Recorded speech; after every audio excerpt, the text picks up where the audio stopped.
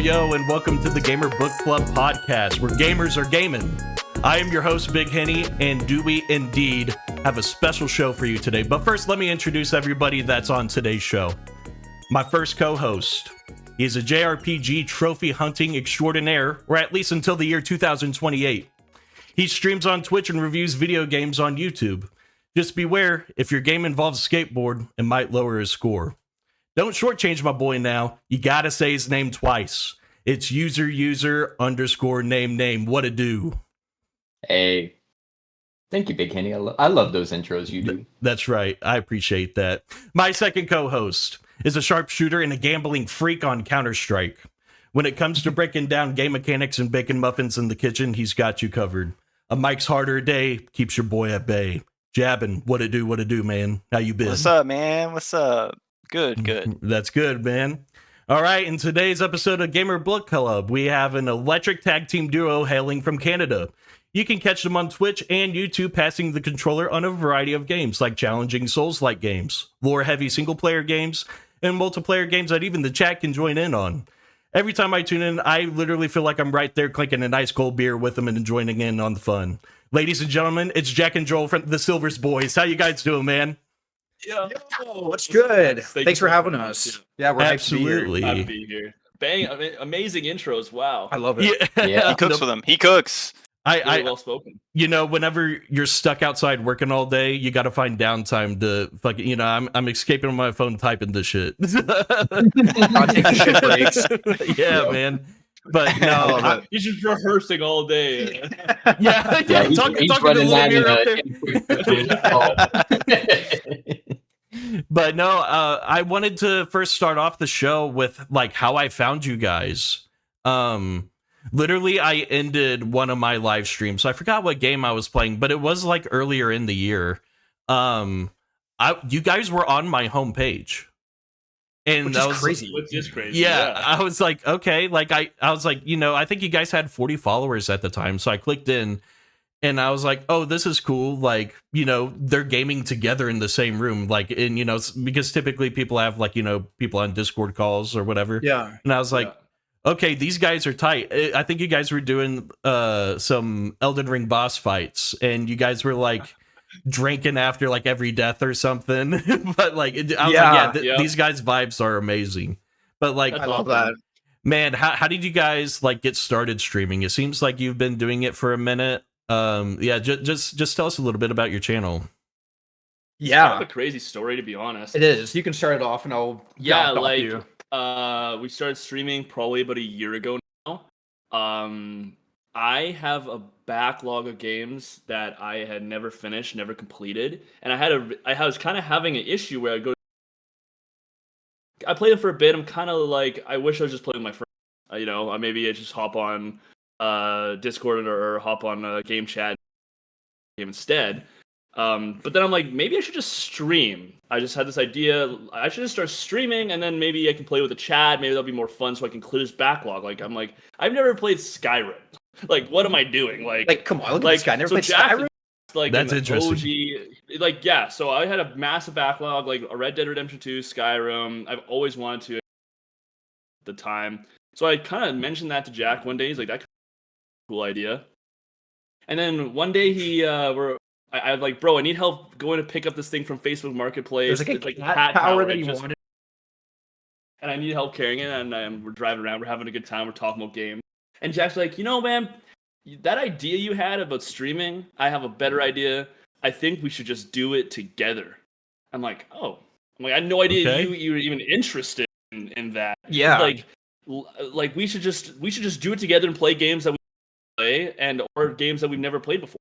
Like that, that's genius. Yeah, because like, and the way that like kind of came to, because me and him fuck around with each other all the time and like make jokes, crack jokes all the time, and like when people first start streaming, I feel like it can be kind of nerve wracking because you're putting yourself in an environment you're not really used to. Oh, absolutely. And it's like, can be kind of nervous, right? So it's just like, well, if you want to do it and you pitch that idea, and I'm like, why don't we just do it together so it feels more like natural, right? Yeah. That we're not like maybe sitting there and we're so nervous because like waiting for people to come in or to act, but we're just with each other. we can just act normal, right? Yeah. And it's just like it's kind of less weight on your shoulders. And then when after like we had a couple streams, it would kind of like make it like the theme of our channel, because like Henny was saying, like when he first tuned in, he saw two dudes playing together on the same room, right? Not over online or Discord. And we just like, what if like we make the theme of our like couch co-op game where we just play through games together and banter off of each other's like it just makes it more entertaining, we feel. And you get to go through games with someone else. Is such a cool experience. Like I played Elden Ring in the past, did that, but that was such a cool experience to beat it together. And we did like the challenge run, and he never played through, and it's just like, I just remember when we played, like our favorite stream we've done so far is like our very first set of streaming was Dark Souls 1. Dark Souls 1. That was our first game. And we drunk souls or having a drink, kind of started, it started as this is like really kind of embarrassing. Maybe let's just like make it a drinking game on stream so we get the nerves out.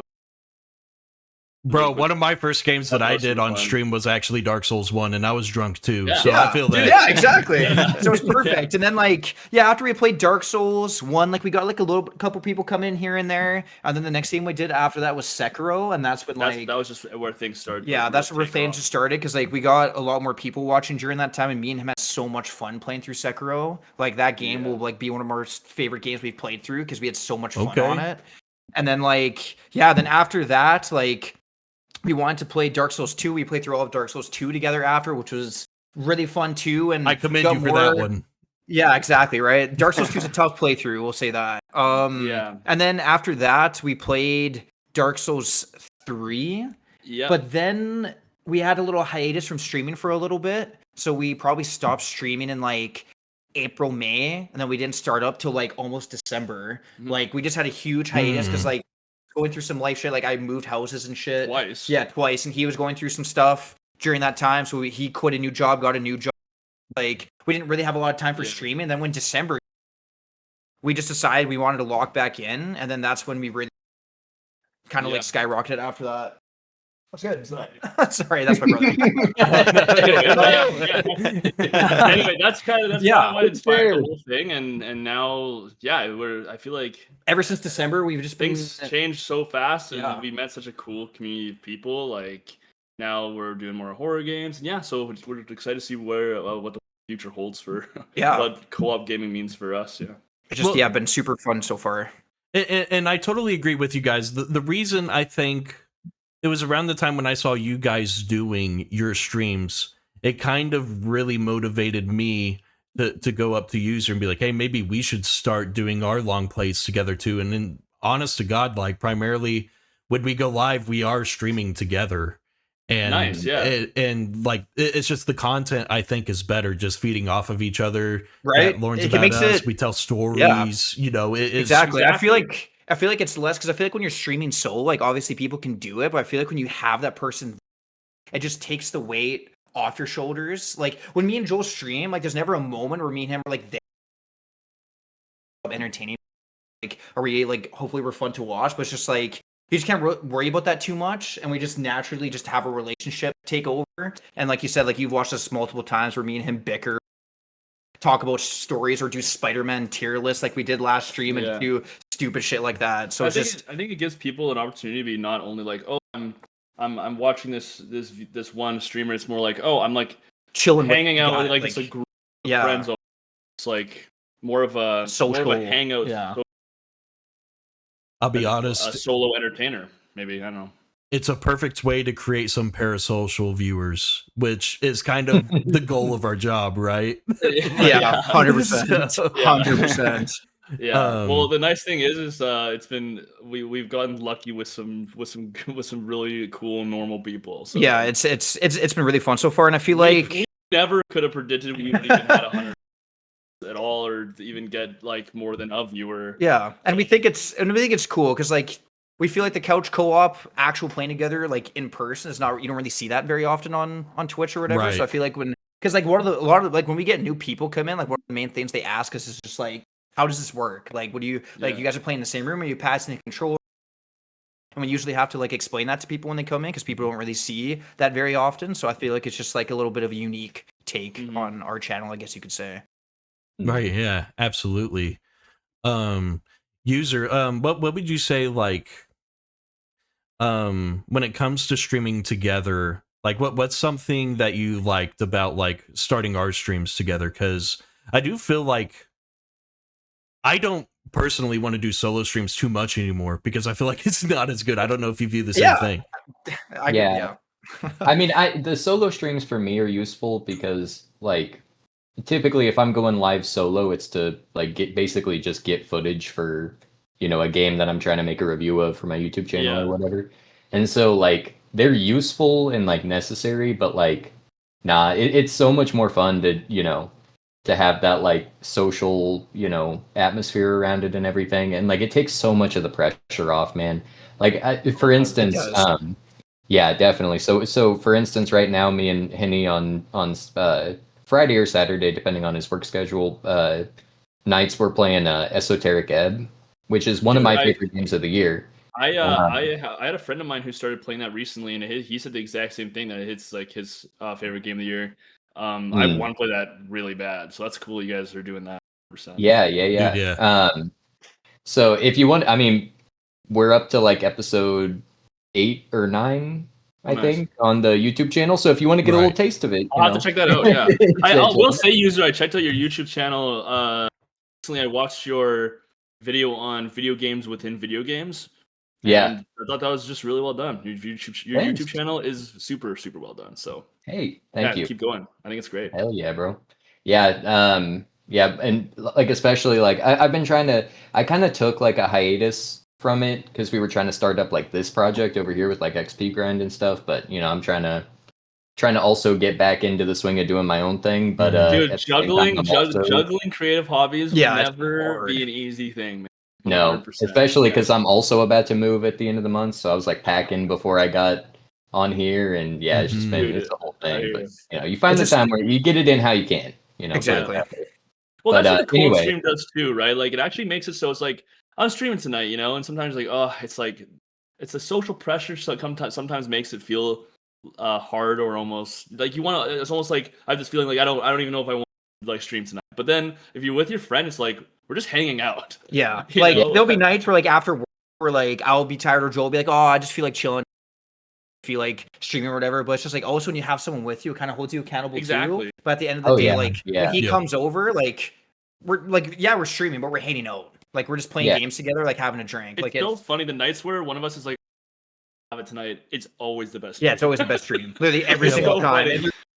Like literally, I think our biggest stream, which I think we like got like 21 viewers when we were playing Alien Isolation. Like dude, it was one of our biggest. We did not want. And we ended up just pushing through and doing it, and it ended up being our biggest stream we ever had. Yeah, like it's so funny that once you turn the camera on in the first 5 minutes, that feeling evaporates, and we're just it's kind of crazy. Yeah. Build yourself up to it once you start doing it, like, and it's just good because like if I was doing solo streaming doing that, I probably wouldn't stream that night. Same with you, but since you have your buddy there to hold you accountable, like, no man, let's do it, do it. You're more likely just to get her done, right? Yep. Yeah, it's kind of like going to the gym, but go ahead, user. Exactly. Yeah, so the Esoteric Ebb thing I was just talking about how I streamed that game. My first time playing it was like I did a 3-hour stream of it, and I was like, I was loving my time with it, but I was like, this stream is just like me reading the dialogue from the game. It's just like reading lore for like 3 hours, which, I'm sure there's some kind of audience for it. People were hanging out, but like, I was like, I felt like I wasn't like doing enough and performing and stuff. But then you take a game like that and you put that into the co-op, setting where like, Big Henny's, he's manning the wheel. It's his playthrough. And I'm, even though I know more about the game than him, I'm, trying to let him figure stuff out at his own pace and everything. But like, he can turn and ask me and be like, hey, so like, what did you do here on your playthrough? Or like, how should we go next? And like, what do you think about this character that we just met? And like, it creates like more of it's much easier to like have a conversation, like, not with yourself, obviously. Like that's the toughest part of streaming is like figuring out how to talk to yourself without sounding crazy. Yeah. Right. And so when you stream somebody else, it takes that off. The funny thing too is what we learned from this whole co-op streaming journey too is it's actually more fun to play a single player game co-op. Which is interesting because it's not what we were Because when me and him, like, even though our Cuphead like playthrough was pretty fun, and then like it did pretty well for us too. But besides that, like, we feel like when one guy can play and the other guy can kind of pay attention on chat a little bit, Or, and, like, yeah, or just like roast the other person, like, when he's playing and I'd shit on him all the time for doing stupid shit, like it just creates that just the banter. Like, yeah, when we're doing our RE4 streams, he's playing like 80% of the time. So it's kind of esoteric ebb stream. That's so cool. There's so much possibilities. It's kind of interesting that not many people have capitalized on. Yeah.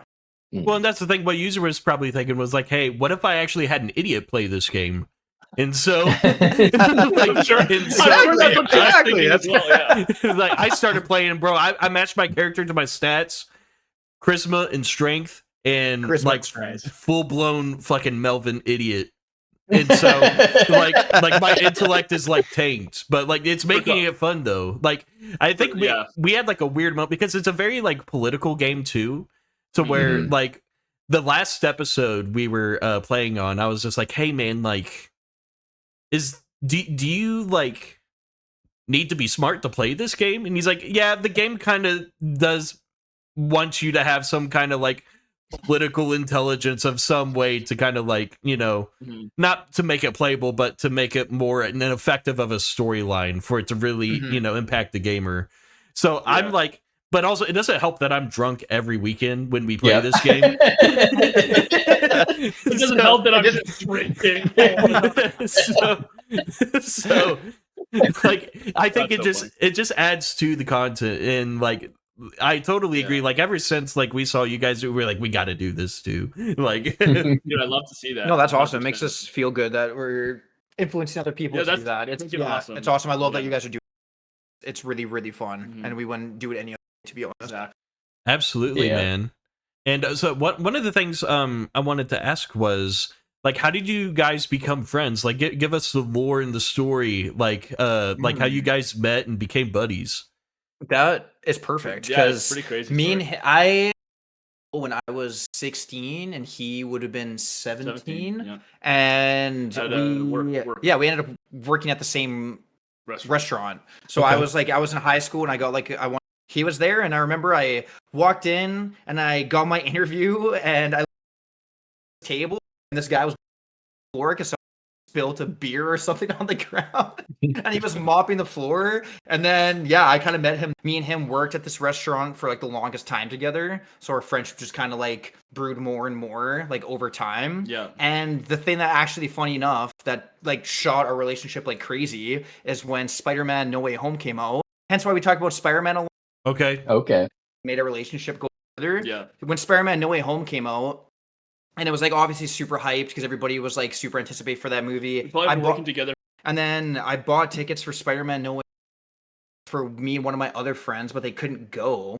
So then it was like 2 days before the movie was coming out. So then I was just like, screw it.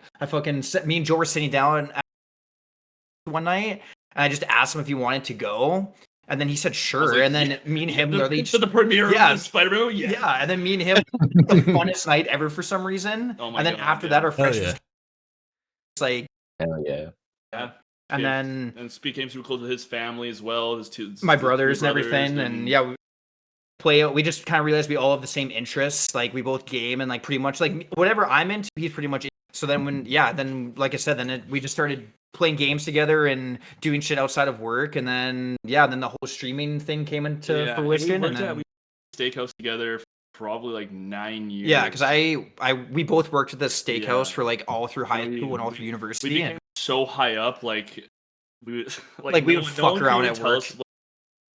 One of our favorite stories is Jack and I we just would love to do stupid shit while we're working, and one of our ideas was we were like, we should have like a photo hung up in this restaurant, man, like we've been here so long.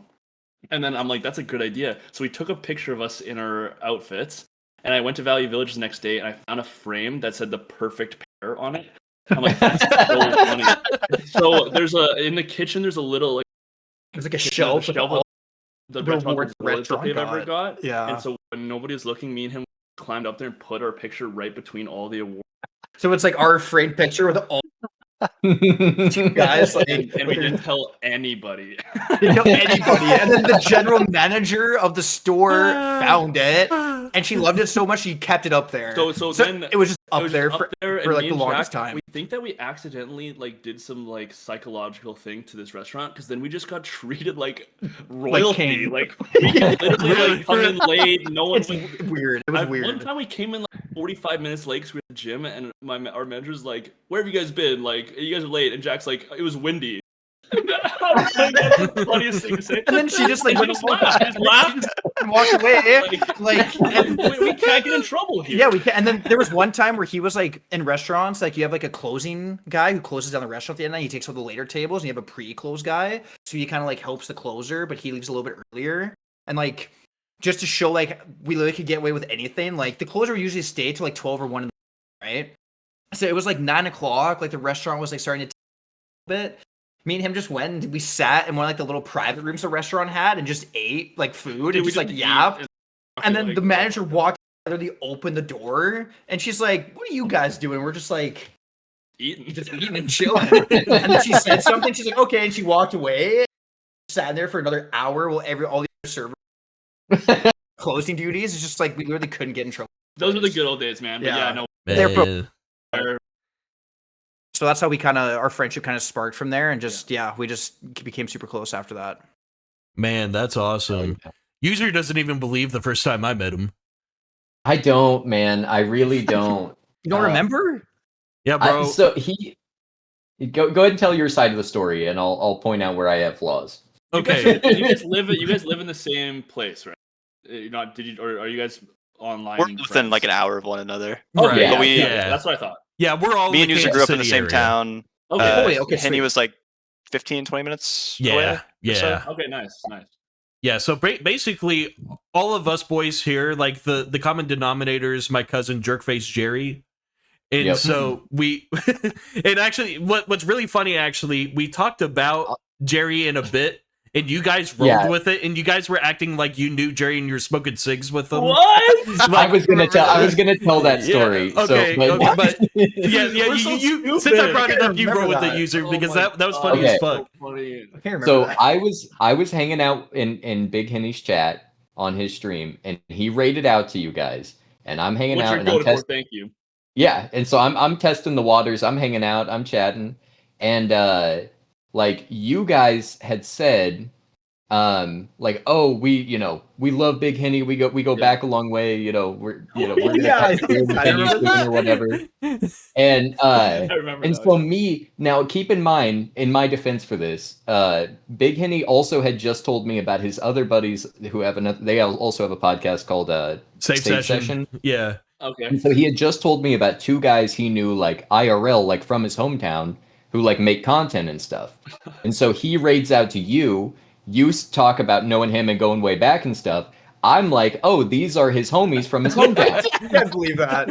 Oh my God. God. So I'm like, and so then I was like, well, they probably know Jerry, Big Henny's cousin, if they know Big Henny like that. So I was like, yeah, I went to high school with Jerry. And then you guys just didn't even hesitate. You just went with it. You were like, oh, we fucking love Jerry, bro. Like we used to like hang out outside the bar and smoke cigarettes with Jerry. And what's crazy is I smoked my first cigarette with Jerry. Like it was like it just lined up perfectly, like the fucking stars and the constellation. Bro, that's you know what so I mean? funny. That story describes me and Jack perfectly. Yeah, I was gonna say that story describes us perfectly. We literally make bits and we go along with anything. Like the amount of people that we fuck with, like when we used to work at Chop all the time, and like that story just described. I'm not even like if you told percent believe me and him do shit like that all the time. That reminds me. I'll make this quick because I know it's off topic. But while we were at the restaurant, the one bit that story reminds me of so much is I was like the head trainer. I trained everybody who came into Chop,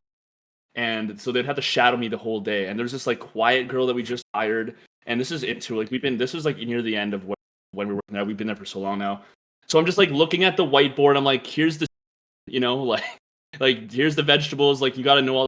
I look over and Jack, look at this like idiot. Just laughing. That's all. I'm just And so then I'm like talking about the vegetables, and then I don't know what came out of me there. I just was like, okay, so before you go, make sure you remember the soup, make sure you remember the vegetables, and then everybody has to give Jack a quick kiss right before they go. Everybody does. And then Jack comes over and leans into it, and now in my memory, we're just talking back and forth. Like, I kiss him all the time. He's like, the manager's kissed me. The manager's kissed me twice a day or whatever.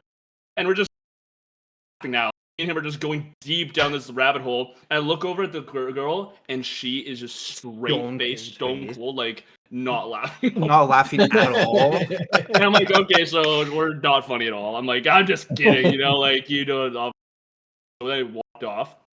And I'm like, that was funny. I enjoyed that laugh with Jen. She didn't find it funny. But then I'm like, oh, we did really just tell a new person that you have to kiss somebody. Like that. Like, give me a big wet kiss before they go out and serve people. I'm like, oh my god, where should I tell my manager? I'm like, that sounds bad. I'm like, we're not even trying to be like, oh, that's not what we did. Yeah, it's like we're trying to do it. Like, maybe I told Jack, he's like, that's bad. I'm like, oh my god, did we take it too far? So then I'm sitting with her at the back doing the cash out. I just said, hey, by the way, like, I just hope you know me and Jack are just joking around. Like, that was really stupid. I hope I didn't make you feel we were just being stupid. And she goes, what are you talking about? I'm like, oh, well, when you're in the back, or when I was doing the soups, and I told you everybody kisses Jack, or the stupid bit I was doing. She's like, I don't remember that at all. It's like what? I explained the full thing to her, and she's like, I don't know what you're talking about. Remember, I'm like, dude, we gotta like whatever we do, long rabbit hole bits. Maybe we should stop. It was just so dumb. Like anyway, but that just reminded me that. Yeah. It's almost worse she wasn't offended. You know what I mean? It's worse she didn't remember the bit than like. Yeah, no, that's what I mean. I was we were like, she's like, I don't remember that. But yeah. Oh, that was so funny in the moment. Oh my goodness, we're selling merch, baby. The illest of gamers gotta rep that drip, so you know we got you covered. We have a nice simple layout of products like our XP Grind coffee mug to our variety of clothes available. Hats, shirts, and hoodies with that slick username battle menu on each piece. We're updating the store with new pieces, so click that link in the description, user-name-shop.fourthwall.com to get you some. This episode is also brought to you by Dubby, a clean energy drink mix with over 15 different flavors to choose from. Me personally, I'd be rocking with that Japanese soda joint they got. It tastes just like a real Kyoto drink. Dubby has no artificial colors or dyes and zero sugar. So you know when you're drinking a Dubby, you're being better. Use code Henny117 to get 10% off your next order. Shipping restrictions may apply. Yeah, so we played Star Wars The Force Unleashed, which is a 2008 action-adventure game with some platforming elements and some very minor RPG mechanics. The game is obviously a Star Wars spinoff, but it was part of a larger multimedia project called The Force Unleashed Project, accompanied by comics, Legos, books, and is officially canon as part of the Star Wars Legends universe, with the canonization changes that they made a few years back. What I want to know though is why Jack and Joel, why you recommended this to us? What was your thought process? Okay, the reason why is me. Okay, we are both gamers, obviously, and then I'll say I have played a decent amount of more games in the past than he has. But since we're doing this podcast together, we wanted to make sure we were on the same wavelength of the game that we wanted to talk about, because we grew up on different consoles too. Yeah, he was a hard Xbox guy. For a long time. I actually had a GameCube for the longest time, and then GameCube, then GameCube Trooper 3. That's Henny. So we actually different catalogs of games growing up. We wanted to pick a game that was we wanted to pick something that was really meant something. And that described both of us. Right? Not just I didn't want to pick a game where I love that game growing up, or Joe's I played it, but we wanted to pick a game that we could both talk about and we both experience and how much love we have for it. And like I was saying to Henny before, me and Joel are massive Star Wars fans, and that's something that me and him have always bonded over for the longest time. And whenever we would talk about OG Star Wars games, because back then in the OG PS2 original Xbox era, Lucasfilms was pumping out Star Wars games, and there were so many golden ones back in the day, which I feel like is kind of a lost art nowadays when it comes to Star Wars games. Like, yeah, we've had the Jedi games from Respawn, but those have been the only really good ones. And we didn't want to pick any, and we didn't want to pick anything like Elden Ring or. So, you know, we wanted to what's deep in the pits of our memory that we both experienced, and maybe it's kind of a more niche game. And yeah, we both had super fun memories of Force Unleashed, and playing that game as a kid was really, really fun. As people, maybe when you're older, you don't get it as much, but like when you play Starkiller when you're a kid, like you think he's the coolest character ever. And and it's just like it really made you feel like you had these powers, like you had the Force, you were part of it, like experiencing that when you're young. And like I'm busy flying ships around my house with the action figures still at that, like near that time, right? Yeah. And so to experience like what it felt like to be a Force user was just so much revolutionary. Fun. Yeah, and that's how we kind of got down to that pick. It's just something that me and him could both bond over, and that made sure that we both were on the same page about. Yeah. That's why we kind of chose Force Unleashed. It was between that and Genshin Impact. Hey, I'm a Genshin defender, bro. I'll say that. I'm a Genshin defender. I'm a gooner too.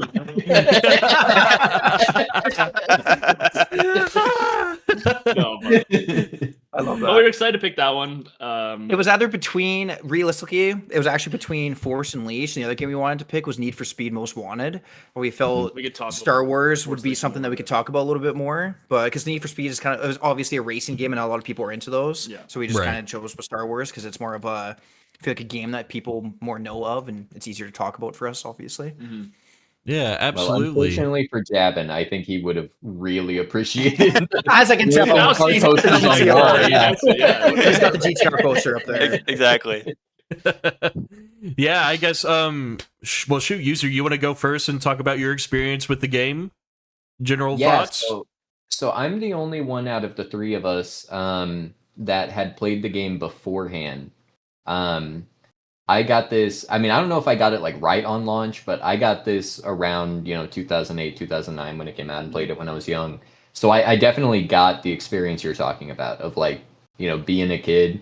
And like, I'd watched like some, around this same time, like I was watching like Bleach and shit. So like I was getting a little bit of like, what we would now call today aura farming. You know what I mean? But like that's what this game is. It's like this game is 8 hours of Starkiller aura farming. The 2000s to 2010 was so much an aura farm for games. It was. Yeah. They would have characters just like take the screen and they just become so iconic. Like the definite, like you can't have Force Unleashed without Starkiller. Like Starkiller is the like sense of the game, and it's just like like user was saying, like when you're a kid and you experience somebody like so powerful that you just think he's the coolest character ever. And even beyond that, like I think that game has a great story. It like gets so deep into the political nature of Star. Oh, well, like maybe I should. We could yap about Star Wars forever. Like,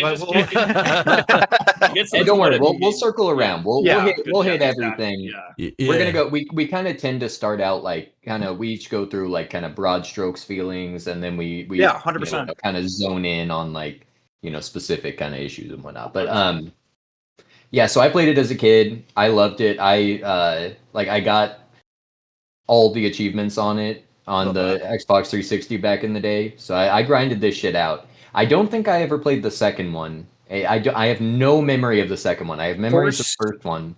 Force Unleashed 2 is good. The gameplay is the gameplay's better in the second one, but just the story kind of takes a little bit of a hit, and the game is like for some reason way shorter. Like you can probably beat Force Unleashed 2 in like a 4-hour session almost. Oh damn! Like it's weird. It's weird. It's a fun game, but it's like a sequel that shouldn't have happened. And if they did do it, they should have cooked it in the oven a little bit longer. It's kind of disappointing. Yeah. But if people play Force Unleashed, I never really recommend the second one, to be honest. Yeah, same. But yeah, so I played the first one back in the day, and then like going back to this one, I really like. I was having a blast with it. I had some issues here and there with some things. Mostly, I just got, and I think this is going to be a thing that all three of us are going to shout out, is like, if you are going to play this game in 2026, do not buy the Steam port. the Steam port is fucking rancid. Really? Is it? I I don't- actually didn't know. wow. Yeah, I don't know what big. it is. Me and Big Henny both now. Like performance wise? Yeah, Well, so Javin didn't have any issues Right. Performance wise with the port. He suspects it's because he's on Windows 10 and the two of us are on Windows 11. No way.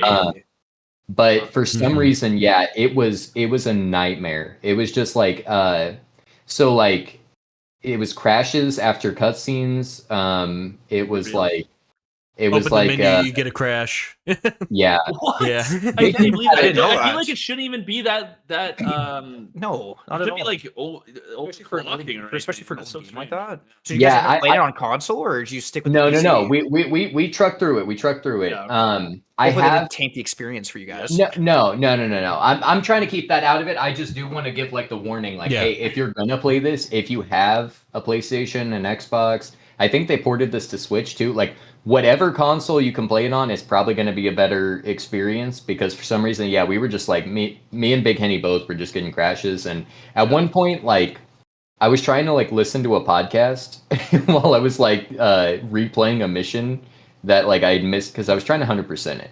Yeah, And of I got course. all the holocrons, got all the bonus objectives, got the score on all of the levels but one. But I was trying to like replay a mission and just listen to a podcast, and for some reason having YouTube up on my second monitor, it did this thing. I straight up thought I was starting to have like acid flashbacks, brother.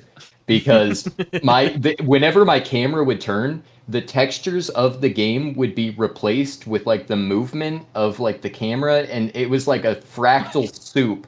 I straight up, I can't even explain to you what was happening, but I was Oh, like God. seriously, like I'm like in the fucking, I'm falling out of the matrix. Like I don't know what's going on. That's bro. crazy. That's yeah, crazy. well, Microsoft sucks. So Well, just yeah, a heads yeah. up, if you're gonna play this game, before we get into the meat and potatoes, really of the discussion, play a Yeah. console port if you can. Yeah. Yeah, and the crashes doesn't impede on our score whatsoever. Like, that's just solely due to the port over to Steam. A lot of times games just don't work properly through this 360 era that I've noticed. It's just sometimes the port over to Steam is just, there's nothing you can do about it unless there's like a major patch upgrade that the devs do care about. Like Resident Evil 5 on Steam used to be an unplayable game. And then it was Really? like you couldn't even launch it unless you had added some old OS operating thing, like from Interesting. Windows, like Vista or XP or something around that era. It is stupid. But then they did an update like years later, and now the game's playable on Steam. So I don't know if something like that needs to happen, but that doesn't Weird. affect our score. We're just throwing Yeah. that Okay. out there. So, but Yeah, No, makes yeah, sense. no, that makes sense. yeah. So you have more else to say about the game? No. Yeah, like I said, I played it as a kid and I loved it, and I really enjoyed like with the exception of the technical issues that my playthrough, revisiting it as an adult. But I'm gonna kick it over to Javin. Let's see what he thinks about the game, what his broad strokes kind of opinions are. Yeah. So I'm gonna preface this, like, I'm not a huge Star Wars fan. I have no problem with it. It's a great series, but just not the biggest fan of it. Yeah. I did love Battlefront 2, however, like the original Battlefront 2 Yeah, PS2. that's That totally game, amazing. Yeah. that game's amazing. Yeah. But I was not having the greatest time with this game. Damn. And I don't think it's not a problem with the story or anything. I think it's really cool that the story is actually like, canon with the Star Wars universe. Especially with it just being like a game, I guess. Yeah. But I don't know. It felt like it did feel somewhat unique, like the combat and stuff. I just feel like it felt really clunky, and I think it's just more so like I didn't play this when I was younger, so there might be some nostalgia into it.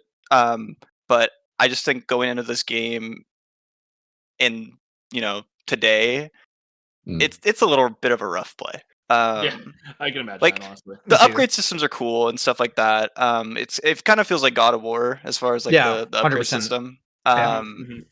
And then like the force stuff and all the different like force moves that there are, those are cool too. But I don't know. I just wasn't feeling this one as much. So That's valid. No, that's fair. That's valid. That's fair. Gotcha. Big you got anything, Andy? Yeah. So what I'll say, I push play on the game, bro, and you're Darth Vader, right? I'm like, sick. right? So that's actually a massive thing we were going I to was talk gonna say, yeah, it's a massive part of the game that we wanted to talk about when we get into it. Absolutely, absolutely. And you know, your aura farming first is Darth Vader. And bro, I just fucking yeeted a Yeti, like or a Wookiee. Yeti? I yeeted a Yeti. You did a Yeti. I love that, I love Like that. bye. You Yeah. know, like I was like, okay, so the Force, I can already tell is going to be the funnest part of this game. Yeah.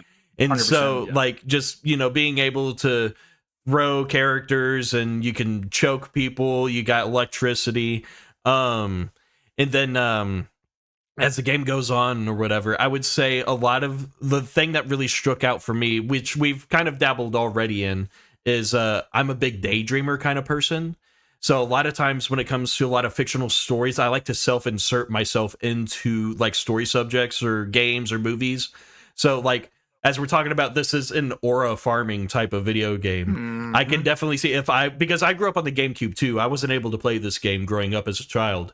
So I could definitely be like, oh, dude, I'm Star Killer. Like, I'm the badass, you know? So, like, I totally wish I could have played this as a kid and had those thoughts. And I was kind of even doing it now, you know? Like, I was like, oh, yeah, like, this is what I would do if I was a Sith. Fuck you, blah, blah, bye, see ya. So, I love that. I was having a lot of fun with it. And what's so interesting about it, I swear to God, this is what's so funny about the game is I can't tell if this is a skill issue or if there is an issue with the Force. So the Force is the funnest part of the game, but it's also the worst part of the game because I am never hitting the right thing with the Force. It can be like I said, like Gavin was saying, like it is an old game. Like, got to give it a little bit of grace just for being those old janky games with the movement and some of the inputs. Like, I 100% get that doing a modern. Like, that's why I'm curious to hear Henny's and Javin's playthrough on it, just from being like a bit older. And I know User probably had a different experience like we had when we were younger playing and being it. outside of the Star Wars fandom too. Like, Yeah, it's like a good perspective. exactly, because like we can get into it a little bit later, but just like being just people's perspectives, not having the Star Wars blindness on it of already being excited to play it, like just from like a casual fan like you guys said you were, like, it's just curious to hear your guys' like perspective on it, just from just knowing Star Wars as a franchise and liking it, but not being like invested into it like we are. So it's just curious to see what you guys think about Like, it. I do agree with the gameplay aspect. Like, 100% jank. Like, I 100% agree. It can be jank. I think that where the game like stands strong, like, is the story and is the voice acting. Like just to go on quick off topic, the guy that plays Star Killer, Sam Witwer, he is super ingrained into the Star Wars franchise. Like, he voices Darth Maul in the Clone Wars series. Yep. Like, he just came back to do the Maul show, which you guys haven't seen, is literally peak Star Wars. Okay. Like, Sam Witwer, I have a such respect for him because massive he is a guy that actually like loves Star Wars to the core, and him being involved in how much he is in Star Wars now, and the fact that he started from The Force Unleashed and is still integrated into Star Wars now because people love him so much, like, and him playing that character is just like you can hear so his passion he in how absolutely Killer loves it. moves Like, it's and acts and it's great. Dude, yeah, that's the thing. That was what was actually really surprising to me was towards the end of the game, your companion, who's like a shape-shifting mech, transforms into Darth Maul. And Darth Maul's my personal favorite Sith. And I thought that was, I was like, yeah, I get to fight Darth Maul. I was like, that was cool. But dude, I swear to God, I gotta like send this to, I'm going to make a rage compilation video. I'm excited. I know you said you were mentioning that this game pissed you the fuck So- off. So I'm bro. excited. Oh, that's so funny. We gave gamers like a jank. Star Wars game. Well, dude, here's the thing. Like, what I will say, my overall experience with this game is positive. But this level, I swear, is a true test of emotional regularity. Like, because I swear to God, like, fighting the TIE fighters, it's this section. I was... Dude. You know how many times I threw a barrel? I would throw a barrel at a TIE fighter and it like completely misses, and I'm like, oh fuck. And then That's that game's underwater level, unfortunately. Yeah, like, it's just terrible. Yeah, like I was losing my mind, dude. I think I was close to saying some slurs on the stream. It happens. I straight up, I was watching I was working on something and I had Henny stream up over here on the second monitor, and I was just like, wait a minute, what the hell happened? Like it just cut out.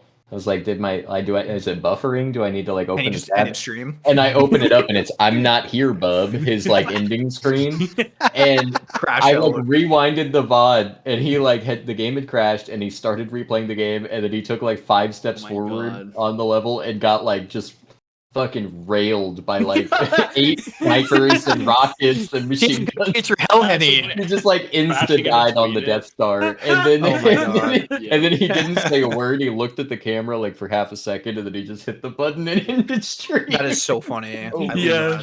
that. Because I love that. what I'll say is I underestimated the game a little bit too. But like my experience was like, I feel like this is going to be a really cozy story game, and I'm going to have fun being like a Sith and a Jedi, and then I'm literally getting bent over by TIE fighters.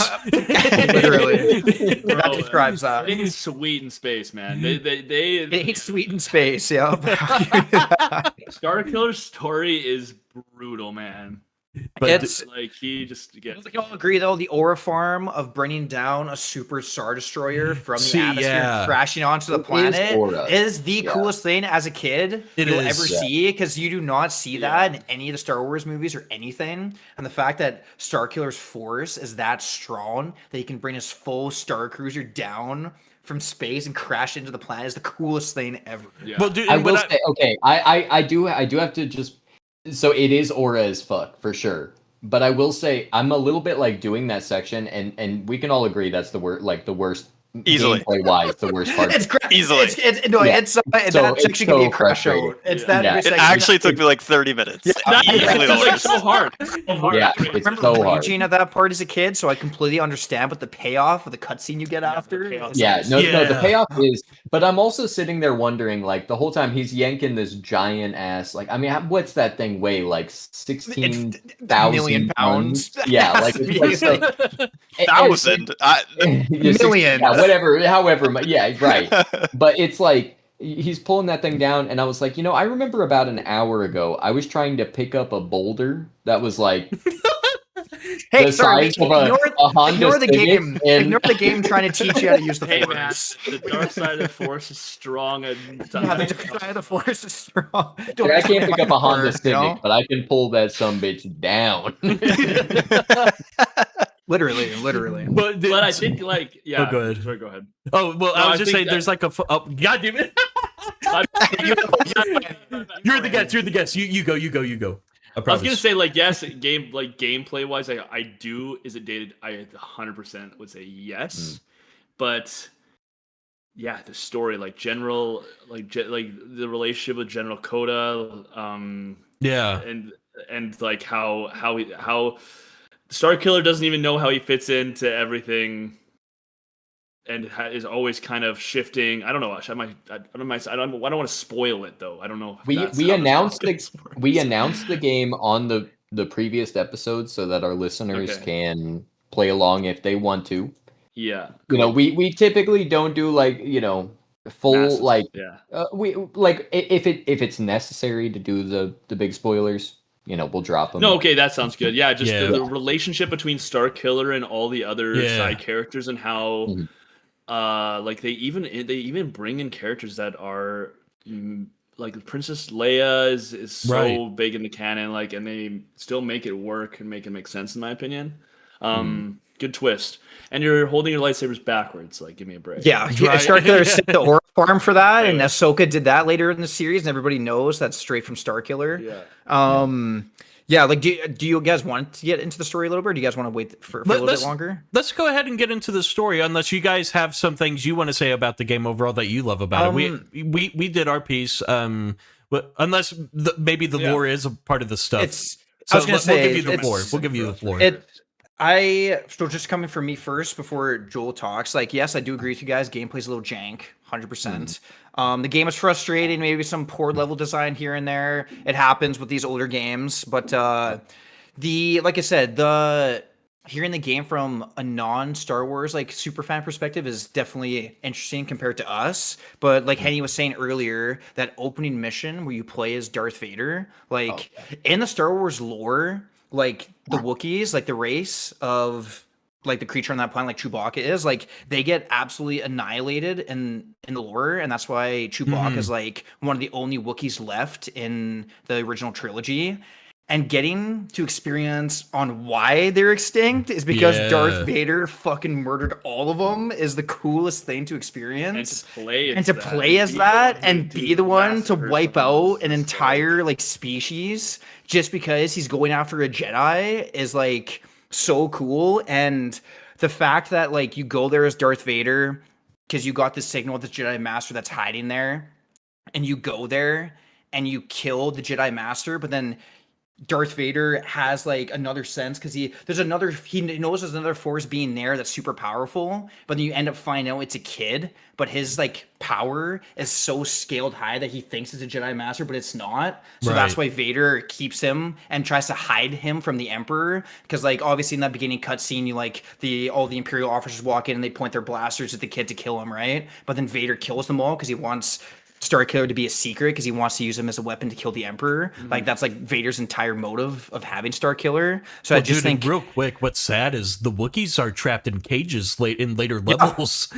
Because like they literally the Empire just enslaved them. Like the Wookiees were literally just like cannon fodder and like used as slaves pretty much. And it's just it's just crazy. And it's just like I just think like the entire game of like Starkiller is just Vader's motive of having someone to kill the Emperor is just like shows you how much Vader hates him. And you get so much of Vader too. Like that's why it's so important. Like if you're a fan of the movies and you know the movies and you know how like Anakin Skywalker's story and the tragedy of the tragedy of it all, like being able to get more of that, like you don't get to see Vader as much in his natural element and see like what's happening kind of behind the scenes. Like as a kid, that was just such a cool perspective to have as being Vader's secret apprentice behind the scenes and like him trying to like hide him the entire time. And then obviously like Starkiller's trying to deal with him like wanting to be a Sith and then learning later down the line of becoming a Jedi near the end of the game. Like it's just a really interesting story to take on because Star Wars hasn't really went down a route like that before. And it's just like really, really cool. And obviously like Starkiller, the character himself, is just like overpowered as shit. Like obviously they didn't have to go that crazy with how powerful he is, but like I know like Jabin said it like before Force Unleashed was canon, and it was canon the entire time, and then Disney kind of came and took some reins on it, and for some reason Disney decided to decanonize a bunch of original Star Wars stuff, which pissed me off to this day still, and that's why it's considered Star Wars Legends now. And Starkiller is unfortunately not canon anymore, which sucks. You think it's because he's OP? Like for one of the reasons? 100%. But obviously, hence why at the end of the game, do you care if we talk about spoilers or no? Go ahead. Go ahead. Like obviously, Starkiller dies. Like so, obviously, like it's not an issue if they decide to decanonize him or not because he ends up dying. But it's just like Force Unleashed 2. If you guys want to know the quick story, Force Unleashed 2 is they clone Starkiller, so then the Emperor has like a bunch of clones, like hundreds of clones of Starkiller, but all the memories have been taken out, so he just uses them as a weapon. Kind of a cool concept, but they kind of fumbled a little bit. But then I see one clone ends up having the memories of Starkiller, so you play as Starkiller's clone, but he has like all like these painful memories of like who he's trying to find out who he's supposed to be, and it's kind of it is a cool idea. It is a cool idea, but they kind of fumble it. But it's just Disney being Disney, just decanonizing so many things. And just for future reference too, I hate a majority of the things that Disney has done with Star Wars. I hate the sequel trilogy. I hate a lot of the other things they have done, and he's the same way. So it just pisses me off that they take such a cool story and make it not canonized. But like I said, it does make sense because Starkiller is overpowered as shit. Like definitely not supposed to be that strong, but obviously they just wanted you to play as a fun character and do some cool stuff. But yeah, like I said, like when it comes to the story wise, like I think it's pretty well done and just kind of a cool Star Wars story we haven't seen before. And yeah, I could talk about it for hours in so many different ways, and all the different planets you go to, and like all the different like you get to go to Felucia, you get to go to Raxus Prime, like, and Starkiller has a cool fit for every single different planet you go to. Right, just small little details like that I really like. You get to fight Shaak Ti too. Yeah, you get to fight Shaak Ti, which you fight her on Felucia, and Shaak Ti is like a goated Jedi Master from the prequel trilogy, and you get to find out what happened to her after Order 66. You find out that Starkiller like fought her and pretty much defeated her. Yeah. Like, it's just like small cool things like that that just make up the game a little bit. And again, as a 10-year-old, you're as a 10-year-old, it's just so cool. It's like the best Dude, thing that could have ever happened to me. Yeah. one of the things story-wise that I really did enjoy was the relationship between Starkiller and his pilot. Yeah, Juno. Yeah. flips. Yeah, because but there's like a line earlier in the game to where she realizes you're hunting Jedis, and she's like, "How many pilots have you gone through?" And he's like, 7. And she's like, "Oh, okay." And then so probably gonna die. like you're kind of like, this cold person in the beginning just doing these missions, and then obviously Darth Vader is a backstabbing piece of shit, and Yep. kind of just manipulates you like every other Sith Lord will do. Yep.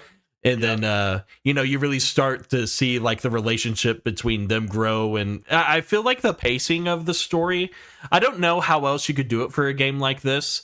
It seemed to be very quick, but I mean, personally, if I was Starkiller, I'd probably flip like a switch too if I had a lightsaber just shoved through my back. Yeah, right. There's no complaints on like the ship being like, okay, well, fuck this guy, like I can't trust him. Yeah, my mentor backstabbed me quite literally, and the other person, like the other side of the forces that's begging me to be good, is a pilot, and she's bad. So Yeah, I think it's she's pretty sexy, easy. so it's easy to turn. Because Juno's bad. We can all agree. Yeah. Look, Juno is bad, but I'm gonna tell you, man, especially being a young man. Okay, Yeah. you keep in mind, I was about 12 years old when I first put this disc in my Xbox 360. Let me tell you, that Maris Brood. Okay. Maris Brood. Yeah, Mare's Brood, literally. That's crazy. That's hilarious. I love that. That is so Cool. funny. And it's just like, what was I about to say? Just something about Vader. Like, you just can't trust Vader, man. If your master's the guy that literally destroyed the entire Republic, killed kids, and like literally betrayed everybody, like I don't think you can trust him. So I think Starkiller made the right move later down the line. Right. And should we talk about what endings we all got, or the endings you remember? Yeah, definitely. Mm-hmm. Because You guys start first. One, to be honest with you, I think we all did the light side ending and fought the Emperor, right? Yeah. Which on my end, I got upset because I was like, I want the Sith ending, and then I was like, well, I only see Darth Sidious, and then I was like, fuck. So I wanted to be the Sith, but I was like, Did you watch the Sith ending? Yeah, do you guys know how the Sith ending goes? Or? I did not watch the Sith ending yet. Okay. I think I was on my 13th crash when it happened. Don't worry, that's fine. Henny, This is.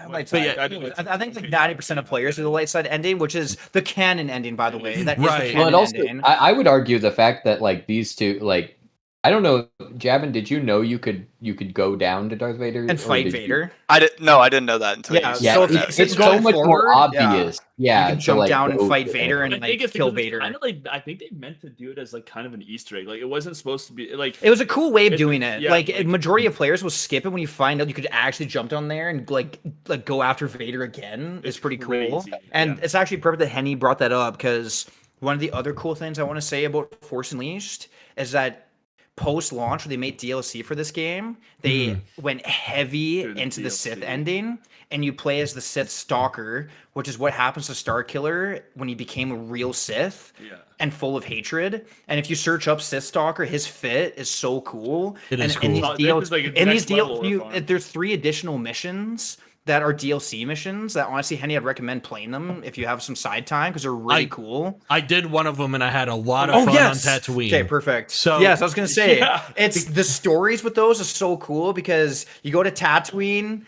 you fight Obi-Wan, like you go to fucking you go to Hoth, you turn Luke into a Sith. Bro, the and you literally Tatooine go bit to was tough. yeah, and Tatooine's you just go to Endor and you literally fight Chewbacca and Han Solo, and you literally the way that you kill them is you literally force choke Han Solo and you bring him to you, and you literally make Chewie kill his best friend, and then you just kill Chewie after. They went so crazy so into the dark. dark side DLC. That's Like, wild. You literally just go and you murder everybody. Like you kill Obi-Wan and then you fight his Force Ghost. Yeah, You just kill everybody. Yeah, and it's just like it's just so cool. Like the DLC that they did for that game is awesome, and like it's the Sith Stalker is just such a While cool we're on character. the topic of like the kind of the side gameplay or the side stories you can do, there's also I also own a Nintendo Wii, so I had this on my PlayStation. I had this on the Wii as well. But for whatever reason, they added a game mode exclusively to the Wii. Where Really? you could play as like Obi-Wan or Han or like they had a catalog of like Emperor, Darth Vader, and like it was a PvP mode. Oh, it was kind of like the old And- Revenge of the. Remember? And a win mode, and you just fight your friends like. Yeah, I don't know if you guys played we like. to fight as like Darth Maul. Like I picked Darth Maul. My sister Did picked like. you played the old Revenge of the Sith, like the movie tie-in? Yeah, game? yeah, yeah, I The, did, the yeah. Revenge of the Sith movie tie-in game kind of had like a PvP game Yeah. mode where you just play as characters and battle with lightsabers with your friends. I think Force Unleashed kind of took Fortunately, that. took But that. they only had okay. a They Wii only did it version. on the Wii, which is so, Yeah, like, which is so to look weird. That up. It's so crazy. It was like the most interesting side.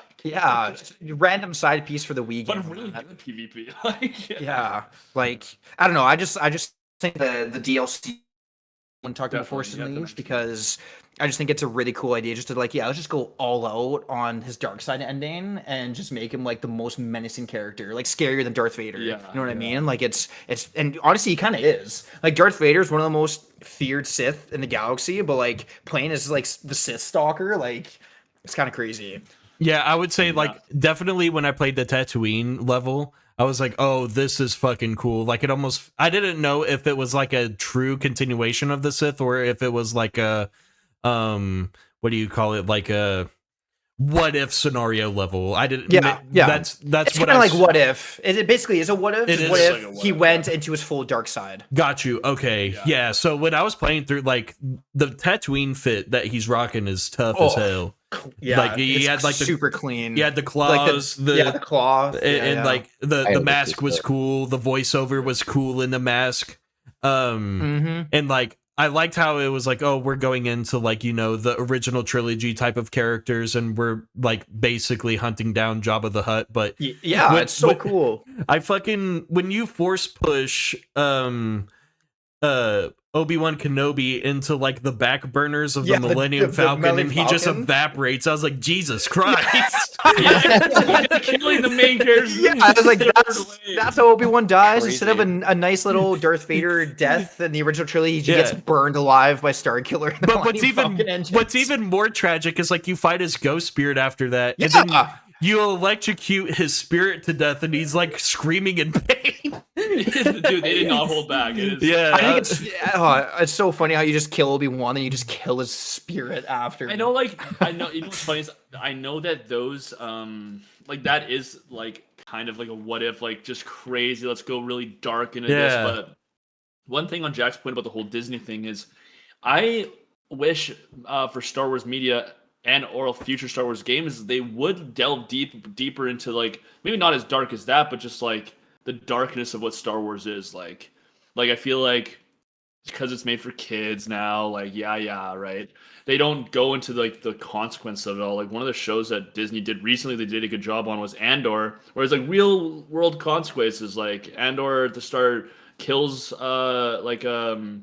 an officer on this planet, and that haunts him for the rest of the story. Like there's like, actual consequences, and there's actual darkness in the galaxy. It's not just.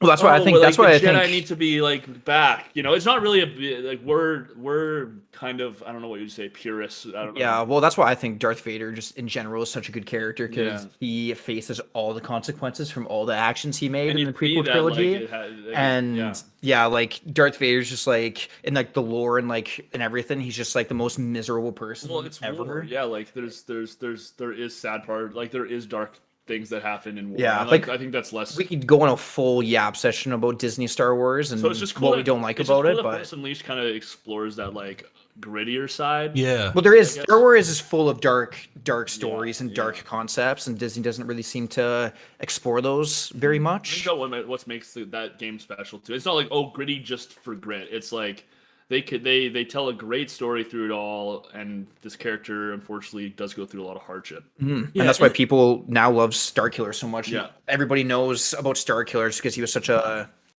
impactful character back then. Definitely. And I honestly, to this day, please, to the Disney gods, do a Force Unleashed remaster or remake. That'd be That so would be insane. the best thing Yeah, ever. I would like my game not to crash. That'd be awesome. Yeah. You know, like get some new graphics. Maybe Like, you make the gameplay a little smoother. Like, Yeah. they could do wonders. Like, if the Star Wars community wants a Star Wars game to have a remake, it'd be Force That would be Unleashed. 'Cause sick. the things they could do with Yeah. that would be insane. Yeah. that would be sick, man. And like, also, what I really like. I mean, we didn't even talk about this. Is the multicolored lightsabers.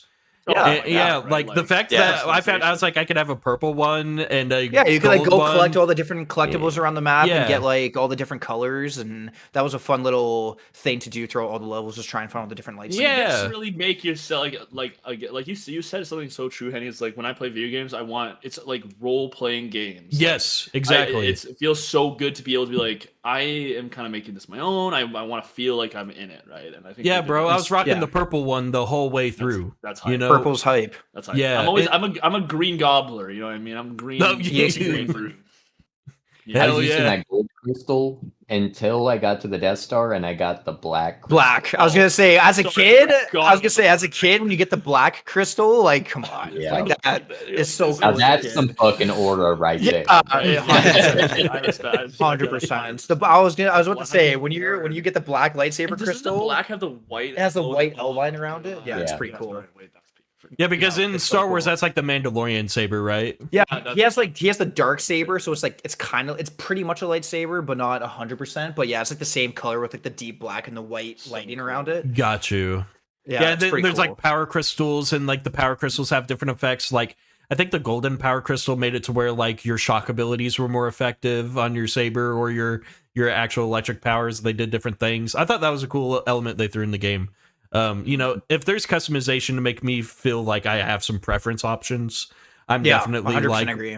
going to be more sold into the idea of like, yes, I'm role playing, I'm LARPing as the you know. Yeah, Exactly. I just wish I do wish a little bit that like and obviously, you know, this is like dream scenario type of stuff, but it would be cool if like maybe, you know, with those crystals, like you're actually, you know, you could get some like Kylo Ren broadsword lightsaber type of action, or like, you know, Yeah. actually saying a change, remake. like Yeah, the way we that can do you 100%. And they did Yeah, that. like- They did that in Star Wars Jedi. Yeah, I don't know if you Survivor. guys played the Jedi games like Fallen Order and Jedi Survivor. I don't know No, if you guys have no, really I touched those, which We I own do them, but recommend. we haven't played them yet. Recommend They're playing fun, those. They are too. the best Star Wars games like to date. Like the story and the main character in the second game like adds what you're talking about there, user, with different like lightsaber Okay. styles. Like you can use like Dude, dual you wield, the cross guard, like There's so much you Okay. can do. double sided. Like it's so cool. And And the like cross guard's like a heavier, like great. yeah, sword. they kind of It's like so make kind of like a cool. claymore almost, where it's like a Okay. heavier style of lightsaber combat. But like, yeah, if they integrate stuff like that the into Force like the Unleashed, Force oh my Unleashed God. with like the Force powers that you can use, just like oh my god, like they have could so do much so much with the with their remake. It'd be remakes. so cool. That second one's Yeah. kind of a Souls-like Also- game, isn't it? Yeah, like yeah, those are They're like both you Souls go at like like resting meditation points and it resets the map, and there's like different ones Okay. you get through. Like literally those Jedi games are like Dark Souls like Star Wars. You know, I games. actually think that's more. Oh, I'm trying to remember words. Like, it's more digestible than Force Unleashed if you're not a Star Wars fan, to be honest. yeah, like the Okay. gameplay is They're smooth. The up to story, date, yeah, like the story's a like- little bit more realistic, I guess you could say. the actual like combat is really clean and Yeah, and the like you Force- guys would actually really enjoy those It's not games. jank. It's not, yeah. It's Jedi Survivor that came out 2 years ago, I think, was like, yeah, like absolutely Pretty amazing, amazing. And dude. the main character in that game was really, really likable too. And honestly, like some of the best Star Wars games that they've made, 100%. honestly, since the like OG 2000s era. Hell yeah. Yeah. Really good games. Yeah. Those have always been on my list. I keep every time they go deep on sale, I'm like, I should just scoop them up. But you know, we got The family we playing got now. them now. We got the family playing now. So Oh, they're there you in go. there. Well, we might have to dabble. Nice. Yeah, so I will say, so you guys were talking about the story earlier, and Mm-hmm.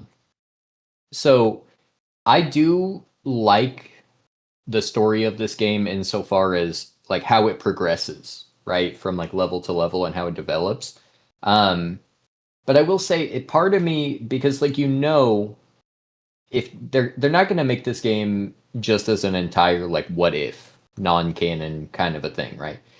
So you kind of know if this game is going to exist anywhere in the canon, like you can't have like a happy ending, off rip, you know, like, you know this. And I'm not saying that I have a problem with stories that end, you know, tragically or whatever. You know, Big Henny, he's got his Mark of Sacrifice on, and I've got my, you know, Berserk volumes over here. Like, we're you know, we're familiar with where things could go.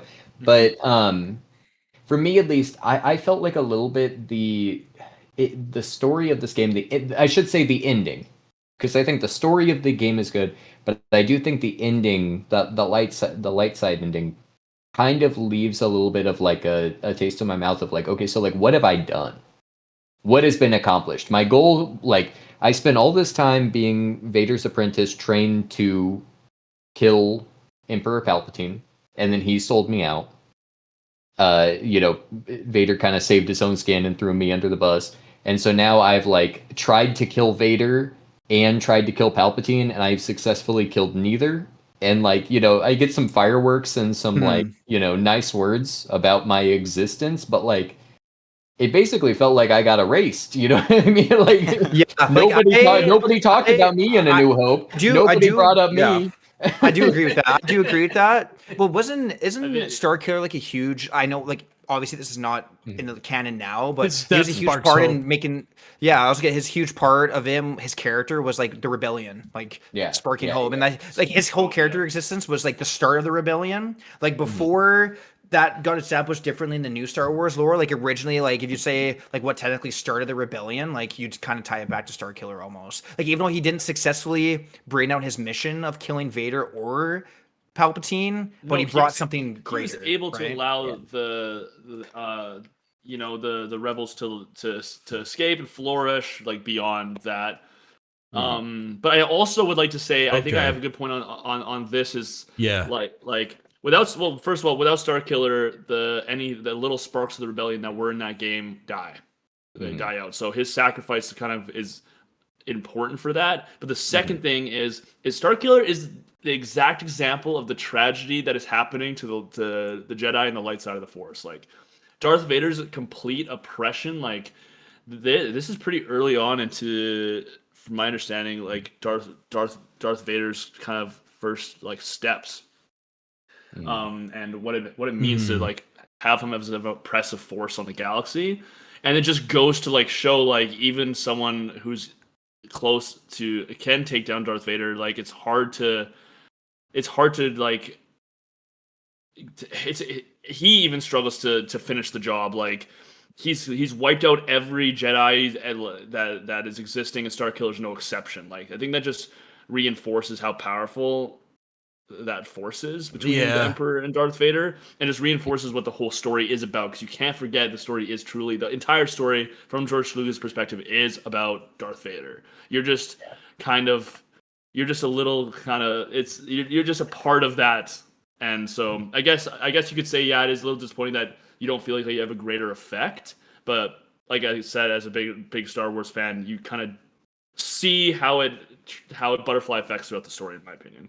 Yeah, and I want to add on to what you were saying, because I did get the same feeling, because how I like to correlate this video game in my experience and who I'm trying to roleplay as, the aura farmer dying like this does not feel good.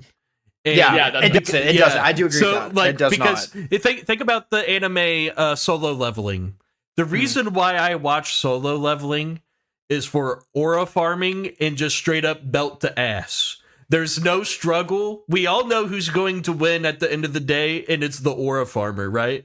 So it's just like Dragon Ball Z. If you're watching for Goku, you know Goku's gonna scream, become lit, and then defeat his opponent in some way, shape, or form. So while we've been gaming on this game the whole time, you know, we've been aura farming and being badass the entire time, and then it's like some decrepit crypt keeper old man beats my ass. No, like I can't accept this. I get that. That's kind of like where I was feeling when I got the ending. I was like, oh, he's dead. We're not cool anymore. That's why I really like hearing you guys talk about it, because like I said, it's that's the whole issue. That's the only issue, honestly, I have with Star Wars as a franchise, is like when media comes out, people absorb it so differently. Where like, Sure. as you can already see, just from me and him talking about it, it's like so different from hearing you guys talk about it. Like at face value, I 100% agree with like Starkiller does all this badass shit, then he gets killed by the Emperor in a little force thing at the end, and then he just dies. And it's just like, yeah, it's just really interesting hearing you guys talk about it and how you guys absorb it differently than the way we may look at it from like actually from like big Star Wars fans. Yeah, It's like I just definitely think, cool. I think it's too bad 'cause he is. I think the one flaw is they did make him maybe a little bit overpowered, like as like They did. to fit. I into the will. lore I will agree with properly. that. Even though it's really fucking cool, Right. Starkiller that's what I is love way about it. too over. Yeah, His that way is- too. Yeah, that's why everybody. Yeah. That's why it's so memorable. But you it's gotta- because he was so powerful. it's- But like realistically, Starkiller is like abnormally like way too powerful. Yeah, Like yeah. the most powerful being in Star Wars is supposed to be the Chosen One, aka Anakin Skywalker. Starkiller could dog wipe Anakin in Yeah, 2 that's, like, seconds, the- which should not happen. You know what I mean? Yeah. But it's just good to like. That's why as Star Wars fans, you can kind of see. Okay, his story is like the start. Like it's everything's a snowball effect of destiny almost, and like Starkiller's sacrifice at the end is that start of a snowball effect, and so you're like, okay. The Like, rebellion. I get blah, blah, blah. okay, I get where he fits in, and that's why Star Wars is so good though, because it's like Starkiller, like it's a tragedy too. Like Anakin's story is just tragic, right? And Right. Starkiller's story is tragic. It leaves you wanting more, but that's like, that's just maybe why the story's so great is because it doesn't go the way it's supposed to, Right. And it takes a long time for balance to actually end up coming to fruition, right? So that's, I mean, I love Star Wars for the tragedy of what happened to Anakin Skywalker, Mhm. and after his transition to Darth Vader, those stories kind of never stop existing. Like I think Disney did Rogue One, another amazing example of like It's Disney's you best movie. guys did all of this work just to get the plan. I don't know if you've ever seen that movie, but it just goes to show how the rebellion got the plans for the Death Star. plans in Right. the first place. Mhm. And those people had to go through so much just to get the plans, and then they die. Literally, Right. Like it's Like- it's just war. I think that's just a good example of how war actually goes. Is like there's little things that happen behind the scenes that can be easily forgotten, but it snowballs into the greater picture. Is the Fallout Yeah, voiceover that's actually- war that's- never ends? Or- exactly, war never ends. Actually, Rogue One was actually a perfect example for that because Yeah. it's the entire movie is following these characters, and yeah, they kind of just die. I don't know if that's a big spoiler for you guys. I don't know Yeah. if you guys care about that. I'm a big believer of the movie's been out 10 damn years. Just Yeah. just- Okay. you know. Yeah. It's Come plus on. you kind of know You it's want gonna happen to them anyway because you know that it's a side same story, thing and with, yeah, you know it's Force Yeah. yeah, it's you know something's gonna happen because they're not in the future movies, right? Yeah. So it's kind of like with Starkiller, you know something's gonna happen to them. So it's like Rogue One that happens where like you're following these characters the entire time, and they kind of just get killed in a really easy way in the end. But their actions, like they're the sole reason why Luke Skywalker was able to destroy the Death Star in A New Hope was because that they were the ones that did the mission to get the Death Star plans and hand it to the rebellion. And what's And- cool about these stories too, Rogue One unfortunately showed this as well, is the characters at the start of these movies or games don't realize, like they don't think that they're going to end up in the position of sacrificing their lives for a rebellion. And you get to see how that decision kind of comes to fruition as they realize how oppression affects them and the people they care about. And then it's becoming, I will sacrifice not for the rebellion, I'm sacrificing because I refuse to let oppression, the people that I love and care about, or this force oppress anybody in the future. So like, it's like a decision of sacrifice, like, and I think Starkiller Yeah. kind of goes through that as well. And not to mention side topic, if you guys haven't watched it, watch the Darth Vader hallway scene from Rogue One. Yeah. It is the Oh, it's most great. baddest shit you'll Yeah, ever yeah, see. It's great. Yeah. It is So great. I actually want to, because we've kind of spiraled off of Force Unleashed, but Yeah, sorry. before That we- happened no, so no, much. you're When we good. talk You're about good. Star Wars. No, Well, you're it's good. important to talk about Star Wars as a bigger picture too. Yeah. Yeah. But well, Yeah. and that's what I'm trying to do. So before we circle back and finish up and kind of put the final, bow on Force Unleashed as a, the subject of this podcast, I want to talk about something that, I don't know where I'm at as a Star Wars fan. Okay, because like growing up, I would absorb anything Star Wars I could get my hands on. Right, my uncle showed me the movies when I was super young, and like I fell in love. And then I was in the theaters watching. I think Episode 3 is the first one I was like old enough to be like, no, Mom, you gotta take me. I gotta see this in the theater. You know what I mean? So I saw Episode 1 in the theater. I told them boys this earlier. I was 3 years old. Really? Yep. Yeah. That was the first movie I ever went to. And I remember it. That's awesome. Damn. That's awesome. Yeah. That's hype. Dude, I was baby Anakin in the pod racer, like for real. Yeah, dude. Now this is You were Potter. 2 years Yeah. old. You were not. I was 3. No way to remember that. I God. do remember it. I ate a God. Twizzler for the first time. Fuck you. How impactful it That's is. good. That's how you know it's good when you remember when you're 3. Yeah, I was sucking But on anyway, Twizzler bros. Anyway.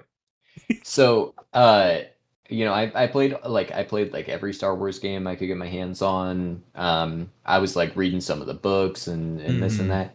And somewhere along the line they lost me, and I think it's about the time that I like got into high school, and I started to realize that like Star Wars has what I would consider like a fundamental problem, which is it, especially in the modern age of its like universe that it's created, is it refuses to separate itself from what people know and perceive to be Star Wars, right? It's like the reason to me that like my favorite Star Wars property of all time is Knights of the Old Republic. Like Cold War 1 and 2. Really? That's Fucking I'm so love happy those. you mentioned that. Fucking love those games. And part of what makes me love those games is those games expand the lore of Star Wars. And they expand the world and the history and the timeline and everything. Yes, exactly. My problem with a lot of the other Star Wars, like, side stories and adaptations and things is Are you that talking about the Disney acquisition stuff? I think some of this it's gotten so much worse in the Disney era, but I think this permeates through like here and there spots and everything, even a little bit in Force Unleashed, a little bit. Like I think they can't separate themselves from being a Darth Vader or a Luke Skywalker story. You're 100% on the money user. It has to connect back to one of them in some way or the other. Like it has to. It's either a good guy story that like you're in the future you're a spin-off, a descendant of Luke Skywalker, or it's back in the day and you're somehow connected to Darth Vader. Like those are the two options. But like it all, and the beauty of Star Wars is that you have this galaxy full of creatures that all have different if you think about it, every single planet that exists in Star Wars has thousands, millions of years of history and culture, and there's hundreds of thousands or whatever of those planets. So if you think about it, this is the richest, most fertile ground to tell a story that humanity has ever created, just about. Forget about dude. How about just Coruscant? Exactly. Exactly. Coruscant, there's probably so much shit going on. So many stories you could tell. I 100% agree with you. Yes. But somehow every single story, somebody we already know from another story has to show up. We have to see that's the Disney. It's a Disney epidemic right now. I mean, it does happen before that. But Disney just like they can't like the user used to that. They can't escape the Skywalker family, and it's been Disney's like I said, even previous game like back in the OG 2000s era did it too. But it's just like they have one of the best eras in Star Wars is the Old Republic. Yeah. But Disney refuses to touch it in any way possible, and all they do is just keep relating everything back to the like. In my opinion, the sequel trilogy should not have been made whatsoever. I agree. They should have not even touched that. The ending of Star Wars. I think it should have been made. I think it should have been made. But Rey, it's the sequel. I have my problems with those movies too. I think I think especially the Force Awakens just being literally like a beat for beat remake of A New Hope is just abysmal. But what I would say is, I think there's a justification for those stories existing if Rey really is a nobody You know what I mean? exactly. It is a Thank you, new yeah. character, but Don't they even get me just have to fucking tie it back in. Yeah, Anyway. Somehow. I hate it. God. I hate it. Yeah, not to mention the writing in those movies. Oh my god, Oh, they fly now. That is the stupidest shit I've ever seen in my entire life. Dude, they've always They've always flown. Have you not? Where have you been under a rock the Bro, entire time? Right, these movies. Well, bro, in the new Disney movie that they're making, they're having Ryan Gosling in there, and it's like some news story. And I'm like, I'm a Ryan Gosling fan. Like, I love all Ryan of Ryan Gosling. Gosling's film. Like, one of my favorite movies is Drive. Like, that's a Drive is fantastic goated. movie. But what the hell are they gonna have Ryan Gosling in this new story as a Jedi? Like, nobody asked for this. He's a fighter Pilot. pilot. He's a fighter pilot. He's a fighter pilot. But I've Oh, heard okay. rumors. Honestly, it's funny you mentioned that, Okay. Henny. I'm skeptical on it just because Disney as a whole, but I think this actually might be their first movie where it has nothing to do with the Skywalkers. So I that's why I'm agree, curious. but That's why I'm I'm curious so on what they're hopeful. gonna do. That's why I'm I'm so curious. hopeful. I've heard rumors that they think it's Luke Skywalker's son or whatever. I'm like, I'll kill myself. I'll actually end my own life. Like, I'll be like, stop. Honestly, this is so funny. This is a Disney like disease because they do with Marvel too. Like they do with Yeah. all of their Yeah. IPs. Like they just throw. And guess what? fucking- Disney it's- they can be capable of doing it because season 1 of The Mandalorian is some of the best Star Wars Disney's done. And yeah. it has nothing to do with the Skywalker trilogy. And then I don't know if you guys have seen Mandalorian or if I'm spoiling anything, but let's just say season 2, they kind of integrate the Skywalkers back Yeah, into back the into it, Mandalorian yeah. story. Yeah, they Luke can't shows escape it. up. Yeah. Yeah, it's just Mandalorian season 1 was like, oh my god, we're getting a Star Wars story we've never seen before about a cool bounty hunter that's doing cool shit. Nothing to do with the Skywalker saga, and then they just kind of integrate him right back into it, and then it's just it's just I don't will know. say this though: the Yeah, Jedi yeah. Fallen Order Jedi Survivor series is separate. It's separate. They do And that's why not- it's really They good. do not do it.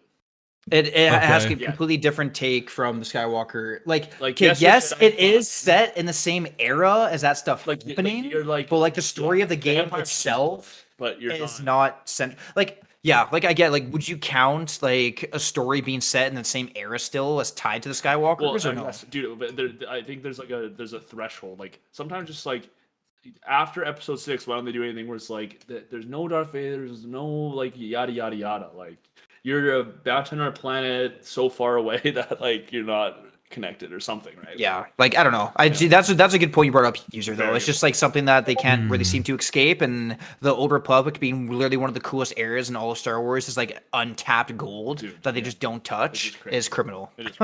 Right. But So, and like you said, yeah, it definitely ties back with Force Unleashed though, where games just have to have some sort of Skywalker integrated into it somehow. But I guess it's Yeah. like, hey, it works. Don't fix if it ain't broke, right? Yeah, if you don't like Right. it, go play most Need for Speed Most Wanted. You know what I mean? Exactly. well, shoot, I don't know where user went to go to, but we'll probably go into like our reviews here soon. Yeah, no, Um, I'm curious That's what you guys amazing, give yeah. it. I'm excited to hear. Yeah. So, I mean, let's say, I mean, user's gone at the moment, but Jabin, do you just want to start us off with, and real quick, like, I know you're not a big Star Wars fan. I'm a very casual, like, I flip on the prequels with my gut hanging out and I got a cold beer and I'm like enjoying that Star Wars is on TV. Like, is that kind of like kind of how you are with Star Wars? Like, just if it's Pretty on, much, it's pretty like, cool. Yeah. Yeah, I don't mind it. Like I don't hate it or anything like that. Right. It's just not something that like sticks out to me fully. Like I said, I enjoy Battlefront 2. Battlefront 2 is a great Go ahead. game, and Yeah, Right. that game's awesome. Yeah. Right. Absolutely. So, but I mean, yeah, I mean, like user will show up here in a second, but yeah, Jabin, do you want to just give your quick review off first real quick and then we'll just go around the circle? yeah, definitely. So my thoughts were, I initially came into this, I was gonna be like, I think I'm giving it a 2. Yeah. 10? But Are we giving it A 10. A 2. A 2. out of 10? Out of 10. Out of 10. God, I don't know about that, man. Damn. But Jabin! What the heck? I will say, hearing you guys talk about it so excitedly, I feel like the story does kind of like buff it up a little bit. I think I'm more at like a 4 out of 10. Okay, so with it. okay. I can Okay, we live know what I with can this. a 2. I can live with it. I will say, I feel like so I want to do a I think the peek story behind the does deserve curtain. respect. So, Okay, I would- thank you. I like that answer. I want to do a little peek behind the curtain to the XP grind production setup. So every time somebody recommends a game, we have like a group chat where we talk about like logistics planning stuff in there mostly. 30 minutes into Jabin starting every single game of this podcast so far, I receive a message in that group chat that most of them I frankly couldn't read out loud for fear of terms of service. But 30 minutes into any game, Jabin says the most unhinged, insane shit about it. Like he comes down hard. Yo, he judges a game real quick, and Jabin, then what's a game to you that is a 10 out of 10? I just wanted to get your perspective on what you like as a enjoyer. So one that I did give 10 out of 10 on this show, Sure, yeah. and I can also give you one that I think is also a 10 out of 10. Right, yeah. But the one I gave it a 10 out of 10 was Binding of Isaac Rebirth. That's valid. Binding of That's Isaac. super valid, yeah. One of Okay. my favorite games of all time. Yeah, And then also Kingdom Hearts 2. So Okay. Kingdom Hearts, okay. Word. That's what I said. That's why I like. that's where I'm at. That's why I like Is talking with this people that are game Star a Wars perfect fans. game? God, Oh, no. don't worry, we You can know what talk I mean? about our review when we get. yeah. Well, you guys get to review too. You guys get to review it too. We'll get. Yeah, your score matters in this altogether. Yeah, And yeah. also because here's what I want to say. What's so interesting, why I love this podcast, bro, is, dude, we played Tony Hawk's Underground 1, and watching User play Tony Hawk was like watching a 5-year-old learn how to like tie his shoes. Like That so- was yeah. That's like the meme on the podcast. Is Jabin literally said to me, he was like, This is "User, my Tony Hawk. I fear this is my Tony Hawk." Oh my God, that's so funny. That's so funny. Because Yeah, I like- came down hard on it. Like I just That's couldn't crazy. get into the fucking game, bro. Yeah. So I get but that's that's the whole I reason we will do say this. what's interesting about this though too is sometimes it's about time and place of the game, man. My Right. favorite game of all time is Elden Ring. I literally I tried playing Elden Ring one time. I was like, this shit sucks. Like this is unfun. Like I was in a bad mood. I was in a bad space. I was like, I'm not even interested in this, right? Mhm. I got super sick one month, and I was like, I don't have anything to do. I'm so sick. I was like bedridden. Hop back in Elden Ring, like just Changed his life. It changed my life. Like I think mindset, like you can be Oh, off yeah. a game and on a game. It's crazy how that works. For too, sure. right? Like yeah. right, and another meme So- on this so channel Jabin, as you said a well. 4, by the way, 4. Yeah, I'm it's a putting the 4 score in the too. doc. Yes. Yeah, yeah. Yes. He gave Four. it 4 out of Alright. 10. Okay, all right. Hey, that's not a salt in the wound They're rub like, in. yeah, I document everything. Right. Okay, so No, you're good. All right, so I'm gonna give my score next. So Don't one disappoint me. one of the big memes that we have on this channel is User and Jabin did not like my score on Balatro. Yep. And Oh, one what? thing Oh. and one thing I said, because they think Balatro is a masterpiece, and I think it's a phenomenal video game. But I gave it a 7 out of 10. And what I said was, hey, there are men married to 7s and they love them with their whole lives. So Yeah. you cannot bash a 7. Never. Sometimes I would Never. prefer a 7 out of a 10, bro. I'm just saying. Right. Sometimes I the 7s gets more replay value than the 10s. So the 10s can be Hey, intimidating. I hear that. Exactly. And plus, I think people kind of shit on, like, especially in the modern age now, like when someone gives a game, oh, it's an 8 out of 10, people are like, what? You only give it 8 out of 10? Like, no, it's just like 8's a great rating. Even Yeah. a 7 is a good rating for a game. Just everybody yeah. expects it. It's either Honestly, a 10 out of yeah. 10 or it's dog shit. Dude, Yeah. It's like- anything Yeah. over 5 is positive. Yeah, Because 5 it's is good. mid. 100% agree. It's just 5 funny. is just the most mid game you ever played. People can't be like, oh, it's okay, or like it has to be worst Yeah. thing ever, the best thing ever these days. Yeah, Yeah, it's like yeah, a game that is, I agree with Henny, a game that is a 5 and above is like an enjoyable, playable 100%. game. Exactly. You know what I mean? Yeah. There's like, there might be qualms here and there, but Yeah. overall, I had a very positive experience. And that's kind of how I feel with this game. So I'm giving this game a 6.5 because I have Okay. an internal frustration of the Force is the best part of the game. And still, I can't tell if it's skill issue or the game itself. It's probably more skill issue, let's be honest. I'm with you, buddy. It's a little bit of both Like- because it happens to everybody who plays the game. 'Cause I you know- guarantee everybody who's like played the game is like, I tried.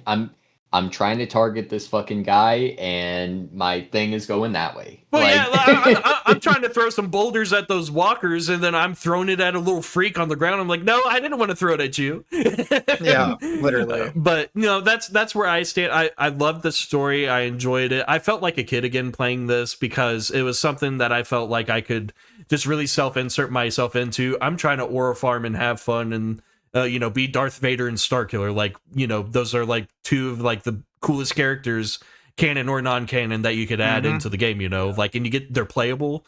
So I was super stoked to play it, and it was on my backlog, got to play it finally, and I'm really glad I did. I had an enjoyable experience. So Nice. 6.5, man. Yeah, thanks for suggesting it, because I've been thinking about this game for a while, and it's just like, when am I gonna insert and have the time to play it? And finally here we are. So awesome. Yeah, I love that. I thank you guys for that. Yeah, of course. That's awesome. All right. So for my score, I was originally I'm not gonna lie. Originally, I was gonna give it the exact same score as Big Henny did, a 6.5. But as we've talked through things, I've realized that this game has kind of reopened my eyes to like why I fell in love with Star Wars in the first place. And I do think like there's still some cornball shit. I mentioned Jabin sends some unhinged messages to when he starts a game. I did say to Big Henny, I believe my exact quote was, "If I see that scrolling text one more time, I'm gonna blow my fucking brains out."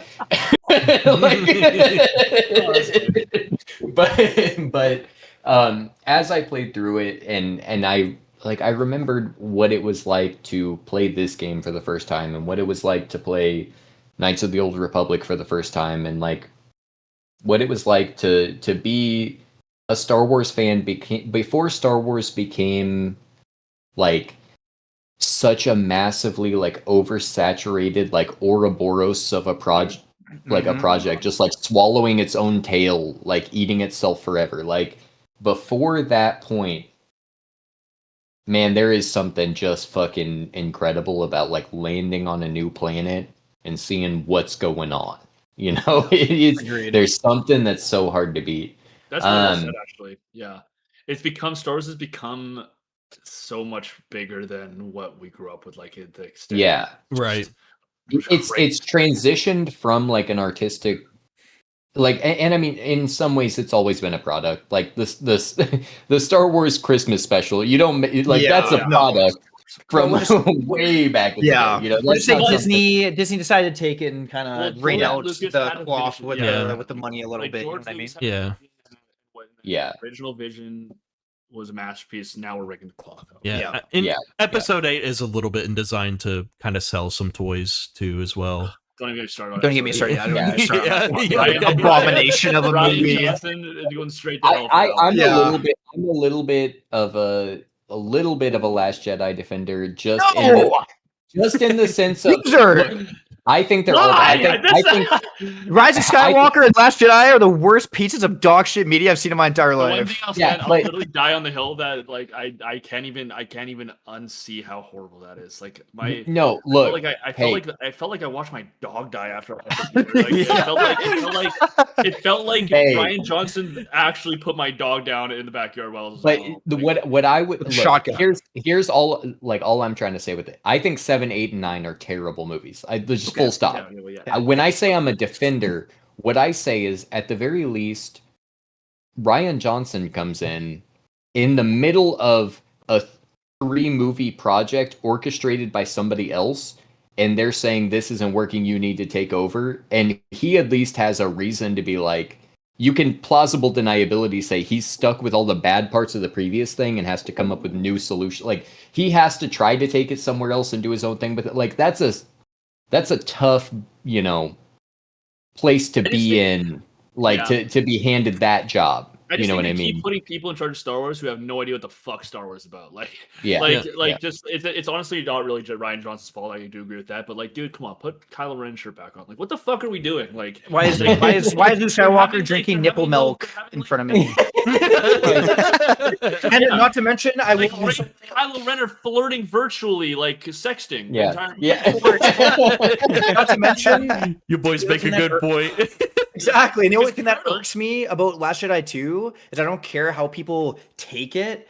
The way that Luke Skywalker just dies in that movie is the most anticlimactic thing for one of the most beloved characters in fiction history. Yeah, you And he just just fades away into the forest Yeah. with no I don't know. Like I could talk about that for hours, but I hate that. There's so many There's things some about Last decisions Jedi out that I there that hate. The do casino people the talk casino about. planet's very cringe too. Yeah, and then Rise of Skywalker, it just makes it even worse with their writing choices. Like we were saying before, they fly now, and then all the characters are in one room, and then Poe Dameron just goes somehow Palpatine returns. Really, that's what you decided to write in the Honestly, script and why Palpatine's If there. you guys Really, look these movies okay. back, it's actually quite interesting because J.J. Abrams sets up a plot. Did he just copy A New Hope? Yes. Yes. Okay, fuck you, Yeah. J.J. Like that's Played it stupid. safe. But then Ryan Johnson comes in, and then he goes, "Yeah, J.J., you're a dumb idiot," and scraps everything. Like Snoke, they set villain and they picked up scrap Snoke, it. and he killed Snoke in like the a problem is scene. Ryan Johnson's whole perspective. And he said this in interviews: is I like adverting expectations, right? But the problem is you took like someone was setting something up, but you can't throw it all Yeah, in you the garbage. What- Like it's not- you can't Yeah. pour everything in the garbage because now you're technically starting it again from scratch on the middle one. The But then Snoke Yeah. clothes were First really comes back, funny. it's so He bad. messed up so bad. And J.J. Abrams comes back and he's like, yeah, fuck you, Ryan Johnson. You took my work and did shit on it. So now I'm taking everything you did, shit on it. Yeah. It was literally 7, 8, 9 are of director like It battle qualms. of what it should be. Uh, Nightmare. Yeah. Never do that ever again. I Yeah, don't know never, why- ever, why would you ever do that ever again. You like- can make a trilogy of movies and change the director in the middle because every so director bad, has so different bad. And envisions you of what could they tell want. were, like, beefing a bit. Like it was weird. There's so many things in Rise of Skywalker that J.J. Abrams solely put in there just to say, Just to fuck spite you, him. Ryan. When- That's when not he how that's picks gonna up the go. lightsaber again, he goes, yeah. And he tosses it. Never throw this thing away. Like that was Yeah, that scene was solely just there. It's that scene in Last Jedi where he grabs his lightsaber, just tosses it. That scene in Rise of Skywalker was only there just to say "fuck you" to Ryan Johnson. So yeah, there was Yeah. literally just like a Qualms. actual creative like Yeah. we were just witnessing. Anyway, Yeah, that's a whole Yeah. topic. Sorry, guys, it's a whole aside topic we can get on. I could talk about that for hours. this is why So, I'm glad sorry. you boys are here. I've actually Yeah. talked. Can I do a little bit of like my own aura farming here for a second? Yeah, Sure. of course. I've Love it. actually talked with Ryan Johnson on Zoom before.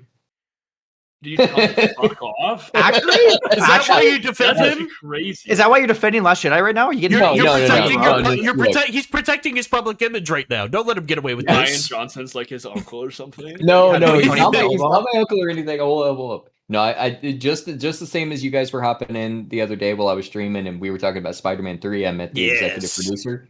For one of my film classes in college, we had Ryan Johnson like What? guest in to one of our classes and talk with Oh us. my god! Well, that's actually crazy. This was before The Last Jedi though. Like this was like he was most known for like Brick in like Enemy Yeah, or he whatever. wasn't actually like he Yeah. wasn't a massive. Well, you can throw those notes away. Don't follow that. Yeah, true. Yeah, whatever you learned from him, pop those in the fucking garbage. No kidding. But that's crazy. That is crazy. That is crazy.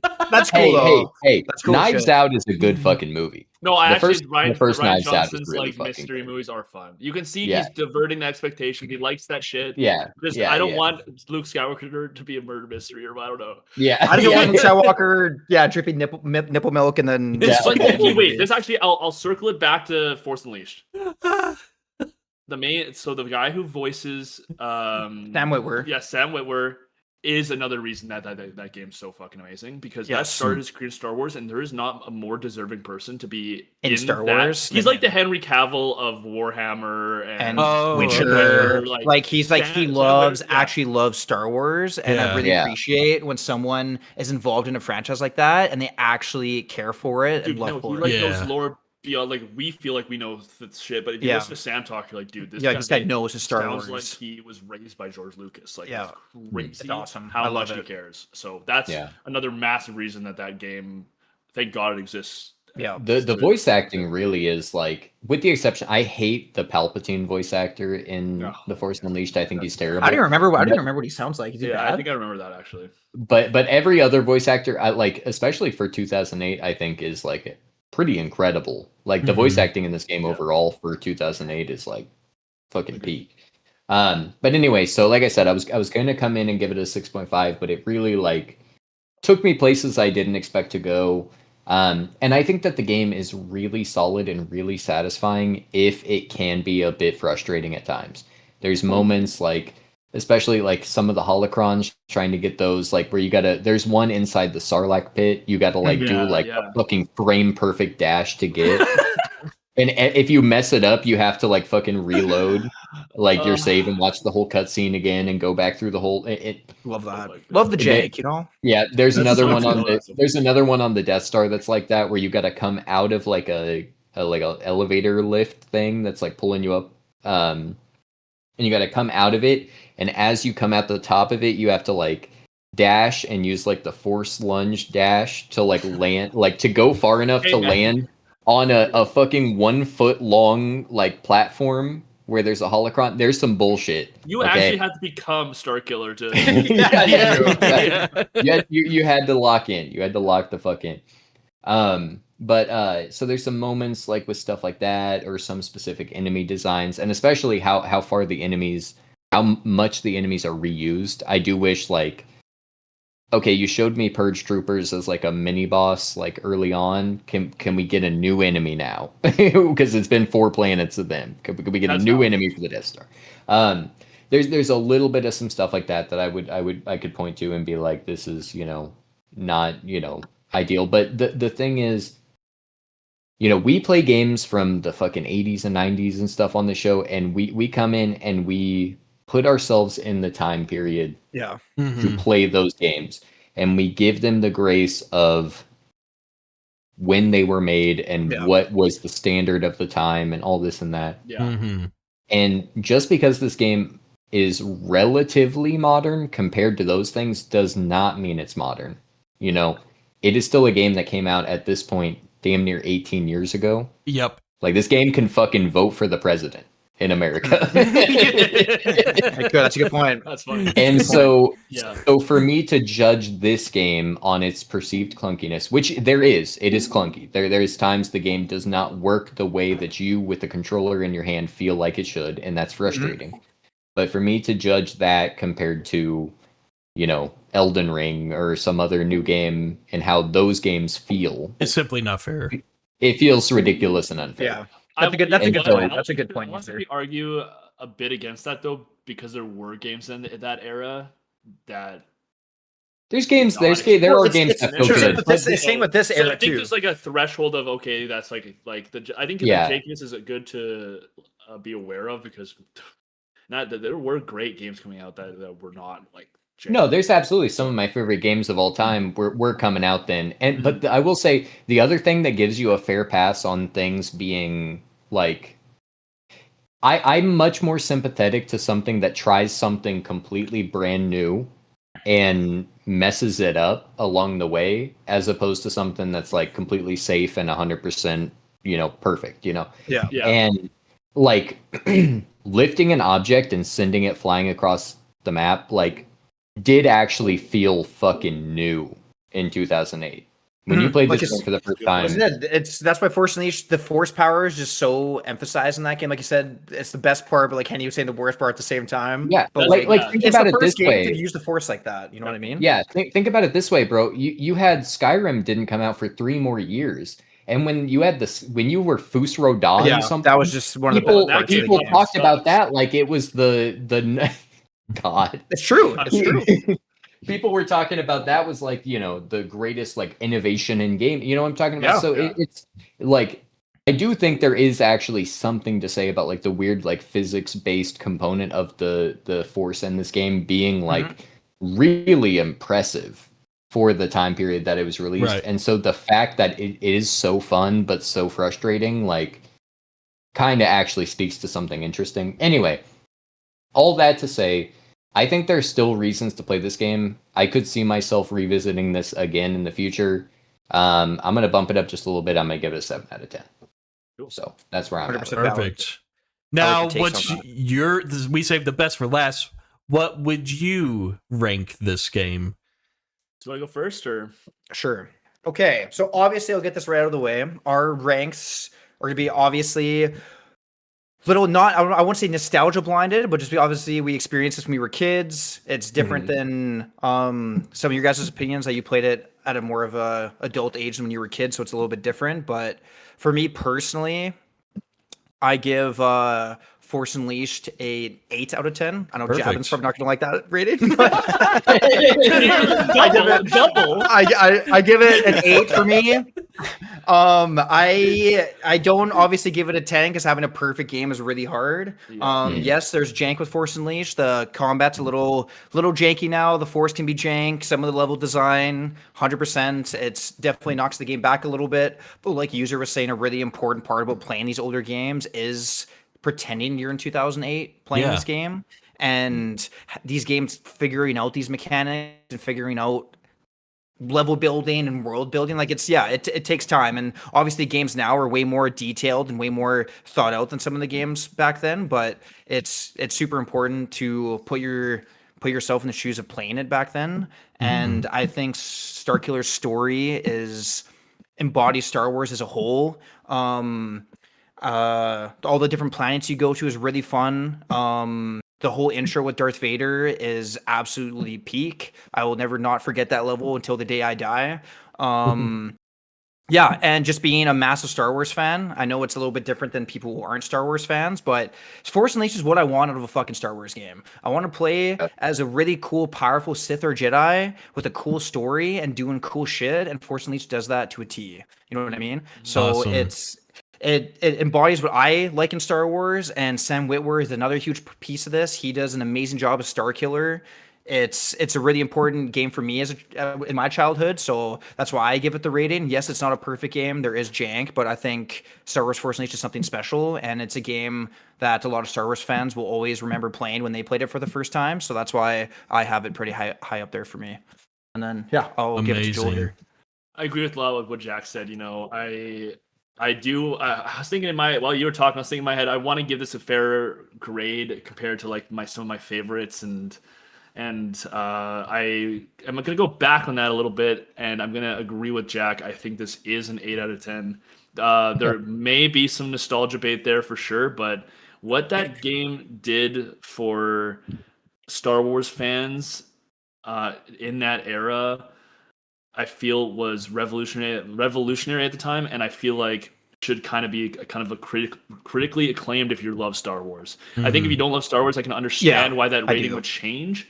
But I don't mind giving that such a high grade because it gave you the opportunity to play as a character that maybe you couldn't really play as before that, with the customization of the lightsabers and the abilities and this dark story. Like as a kid, you're like, I want to be a Jedi. I want to be this thing, and then all of a sudden you hop into a Star Wars game you've seen in the media, and you're playing as someone's gonna kill the Jedi. Like that relationship as a 10-year-old was even so interesting for me, and you kind of learn about what it takes to maybe. It's such a good story about you don't have to start as like a good person. You can always change. You're a creature of your circumstance, and I think that Starkiller embodies that really well. The story just really touches me, as most Star Wars stories do. So that will probably be one of my favorite games of all time. So yeah, 8 out of 10 for sure. Perfect. And before we get into the statistics with User, what I want to just say real quick is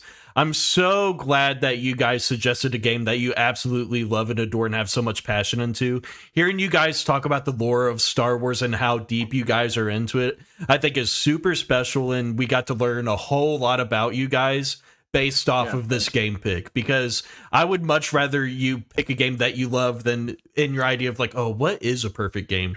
I don't care what a perfect game is. I want to know about you guys, and this was a really cool experience that we had. That's cool. Well, we appreciate that. We knew the pick would be kind of divisive. You know, it is it's so actually it was so interesting to hear you guys' perspectives, because I always wonder, how does this feel from a non-Star Wars like a non-Star Wars fan? Yeah, right? 100%. So 100%. yeah, I'm happy we ended up going with that as well. Awesome, man. So yeah, but where's the standings for overall pick? All right, so this puts Star Wars: The Force Unleashed at number 8 out of 13. Hey, okay, it's not bad. It's got a 6.4 rounded up because the math was a little wonky because of all our scores and everything. Yeah. But yeah, so it's between The Binding of Isaac and Chorokyu, which is interestingly enough, Jabin was the one who brought the average of this game down, and it placed it right between two of Both the of three his games picks. Jabin has recommended on the podcast. Fascinating. Fate. No, I feel like that's a Fate. good spot. What's on the top? Can I want to know what's Yeah. what- Okay, what- so I can, for Top the and listeners bottom. too, I can do. yeah. So Very number bottom one, spy pick. yeah. Well, it's your joint pick with Jabin. Number one's last week's, right? Yeah. Number one Or is last last month's. week's. Yep. Castlevania Symphony of the Night is number one. That is I gave that a incredible. 10. I believe Yeah. the other two boys gave it a 9. Damn. Yeah, I've heard that. That was a huge one. that, Number that's two like a is, masterpiece of a video game. It is crazy. it's so fucking good. It's so I should look at that. incredible. Number 2 is Near Automata. Oh, Another- That was interesting. a joint pick, me and Big Henny to Jabin. But Mhm. number 3 was our first guest, McNux, recommended us Mega Man Legends, and Mega we Man. all, That's what I watched. like, Yeah. yeah, that Mhm. game was like so unexpectedly charming and interesting. Number 4 we had Katamari Damacy. Number 5 Pokemon Black and White. Number 6 Pokemon. Balatro. Balatro. Number 7 Chorokyu, which if you guys haven't heard of that game's a fucking. I haven't heard of that short. one. I'll check It's it like a toy car line in Japan that they made. Like it's sort of their Hot Wheels over there. Oh. I guess. out. Yeah. That's cool. And this game was fucking insane. But again, just massively charming. I was actually just watching because I was working on some stuff and I was watching a clip from my stream of playing that game and I was like, that game fucking ripped. What a magical Wow. fucking Yeah. experience. Yeah, all the cars are characters, and it's an RPG where you're a car and you're interacting with other cars. There's It's a like, racing That's RPG. Interesting. That's Yeah. kind of cool. I like that. That's cool. Yeah. Yeah. By the way, Pokemon Black and White is fucking based. Just gonna put that up. Thank you. Hell That's yeah. That was my recommendation to the other boys. That's just peak for sure. So yeah, then Star Wars: The Force Unleashed, The Binding of Isaac, Rebirth specifically, just so Which you nobody brought down. crucifies us. Which Yeah, I Just- brought yeah. down. Yeah. Well, that was a team effort. Henny wasn't as high as you, and then I was. Which that's one that's going to get brought up though, because we're eventually going to redo all these scores because we changed the grading system up. It used to be if you were the person who recommended the game, you didn't get to vote on it. It was only the people who played it the first time. Right. But then when we Interesting. started bringing guests on and stuff, we were like, well, we want them to contribute and be a Yeah. part of our rankings forever and everything. So Okay, I like that. That's good. Yeah. That's a good way to do yeah. it. So then if we're like, if the guests are recommending the game and they're ranking on it, then we're going to do an audit and this is all going to Yeah. change. And Binding of Isaac will go up at that point, but I'm bringing it down for now. But yeah, then we have Wario World, Golden Sun, Ultimate Spider-Man, and Tony Hawk's Ultimate Underground. Spider-Man. Ultimate Spider-Man. That's Interesting. Again, Yeah. all that's going to change once the other people, like Wow. once everybody gets to weigh in on everything, we're going to have a whole different list. Yeah, we Crazy how a wide variety of games you guys have. Yeah, you guys have played such a good variety. Like, Yeah. it's Oh, yeah. really all over. That's what we've been Like, trying to you guys do. are playing- We're trying to Yeah. keep it Yeah. interesting. We've been So playing some very obscure ones. I love it. Like if someone like, for example, let's say we came on here, and we're like, yeah, our favorite game's Elden Ring. Like, is that even like, would you guys like still do a video? We've already on all it? That's, played like, it. Super mainstream. Yeah. so Yeah. probably Yeah, not. Yeah. probably not. Like if, Yeah. if you so you would like if we recommended like for theoretically if we recommended a game like that, would you guys say like, oh, just change your answer since No. everybody's already played it, or would you guys No. still like do a segment on it? No, what we tell our guests is the only rule is it can't be a game we've already played. Like if it's a game that's already been on the podcast, not that we've already Oh, played, on the podcast that we have Yeah, already that makes played sense. and That makes covered sense. on the podcast. That right. makes sense.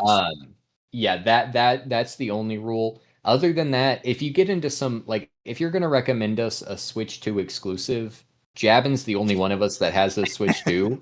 Right. So like for me and Big Henny, you're asking us to pay $500 or Okay. $600. That makes sense. That makes sense too. Right. That makes So sense. we might veto that one just for that reason. But I feel like people already get the vibe that when they're invited onto a game podcast to recommend a game, it's kind of like maybe don't pick the most mainstream games possible. Yeah. Like pick something that Well- like is unique to you. That like Henny was saying, like something that a game that represents you and a game that you really enjoy, and maybe a game that people haven't really experienced before. Because Right. I feel like it's so easy to pick. Oh, Red Dead Redemption 2. Oh, Elden Ring. Oh, Dark Souls 3. Blah blah blah. Right. Well, Yeah. here's the thing. Yeah. There's still open play for that as well, because me personally, I've never finished Red Dead Redemption 2. I've only played half of that There you game. go. So like There you that's go. what makes it interesting, is like we're all different gamers in one way or another, to where there's still some open gap to where we can kind of work with.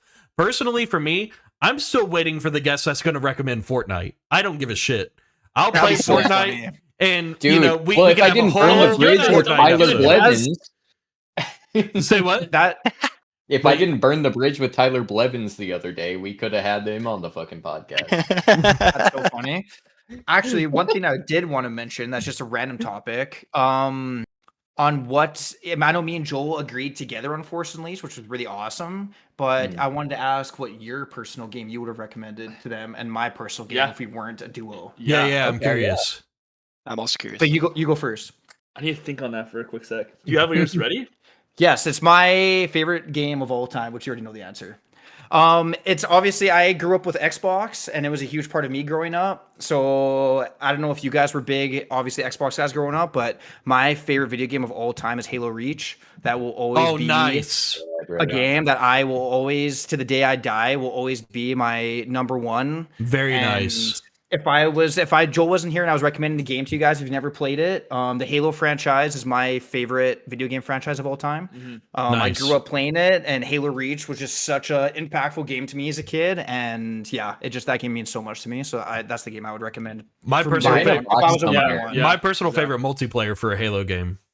Yeah, Halo Yeah. Reach. It was so much fun playing with friends, and the amount of memories I have when I was younger, and just the story with Reach too. It's just it's a really important game to me, and it's one of my favorites. It's a solid pick. It's Yeah, tough what for would me, you- man. What'd you Yeah, pick? it's a tough question. I have a lot of random ones. I actually really liked that Pokemon Black Bull. That's crazy. I would have said like Pokemon Diamond and Pearl would have been a really good one for me. Like I Ooh. said, I love the Pokemon games, but maybe Pokemon XD Gale of Darkness would be a good pick for me. I'm a Fuck. big GameCube kid, Yes! so I love that. like Jack's one of his favorite game of all time. It is Elden Ring for me. Like I can't even get away from that. That is how it is. Yeah. But I grew up on GameCube, so I had like a 3 probably. I liked Need for Speed, Carbon, and Most Wanted. I liked Pokemon Gale of Darkness, and I liked Mario Kart Double Dash. Yeah, man. Probably would have been. Hey Joel, like- I got a game coming up. We're gonna do a horror movie block or a horror game block Oh, nice. around Let's go. October. Yes. And obviously I'm stretching the definition of horror a little bit, but I will say when you're 5 years old playing the fucking game, it's pretty goddamn scary. dude, seriously. I'm gonna recommend we're gonna have some Luigi's Mansion content. Oh my god. So On the podcast. Yeah, Yeah. that's amazing.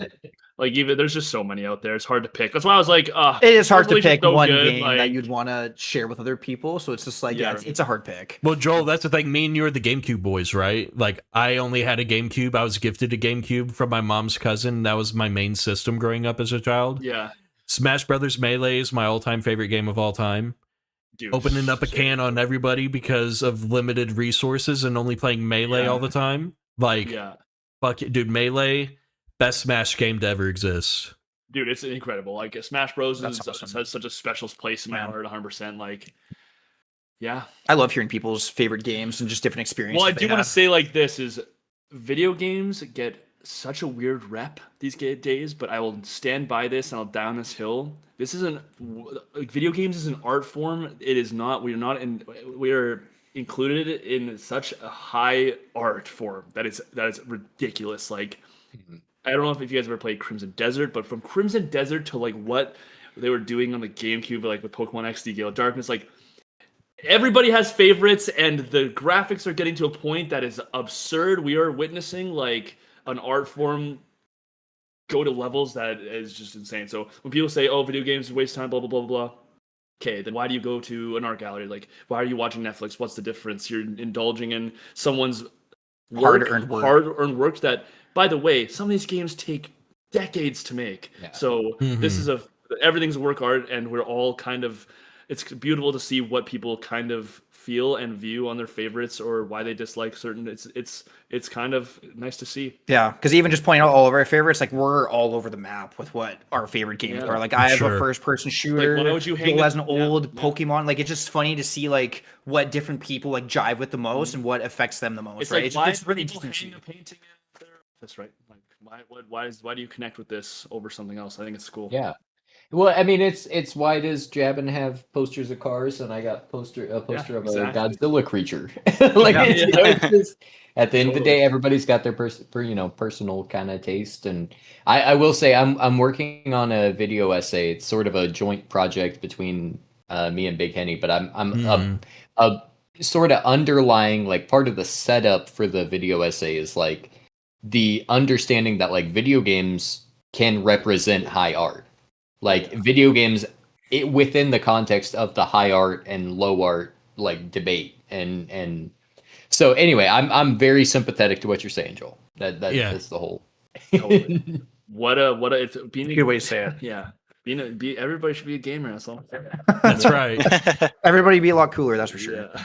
Yeah. All right, so I guess this is probably the perfect time we're going to be closing up the podcast. Before we end, we have to let everyone know the next game that we are playing. So it is my pick, my turn, Big Henny's turn, okay? Yeah. So Who's Henny choosing? we are going to play Metal Gear Solid 1. Metal Gear Solid. I am That's a very crazy excited pick. to play this game. It's I from feel the like that's gonna be PlayStation high on the 1. list.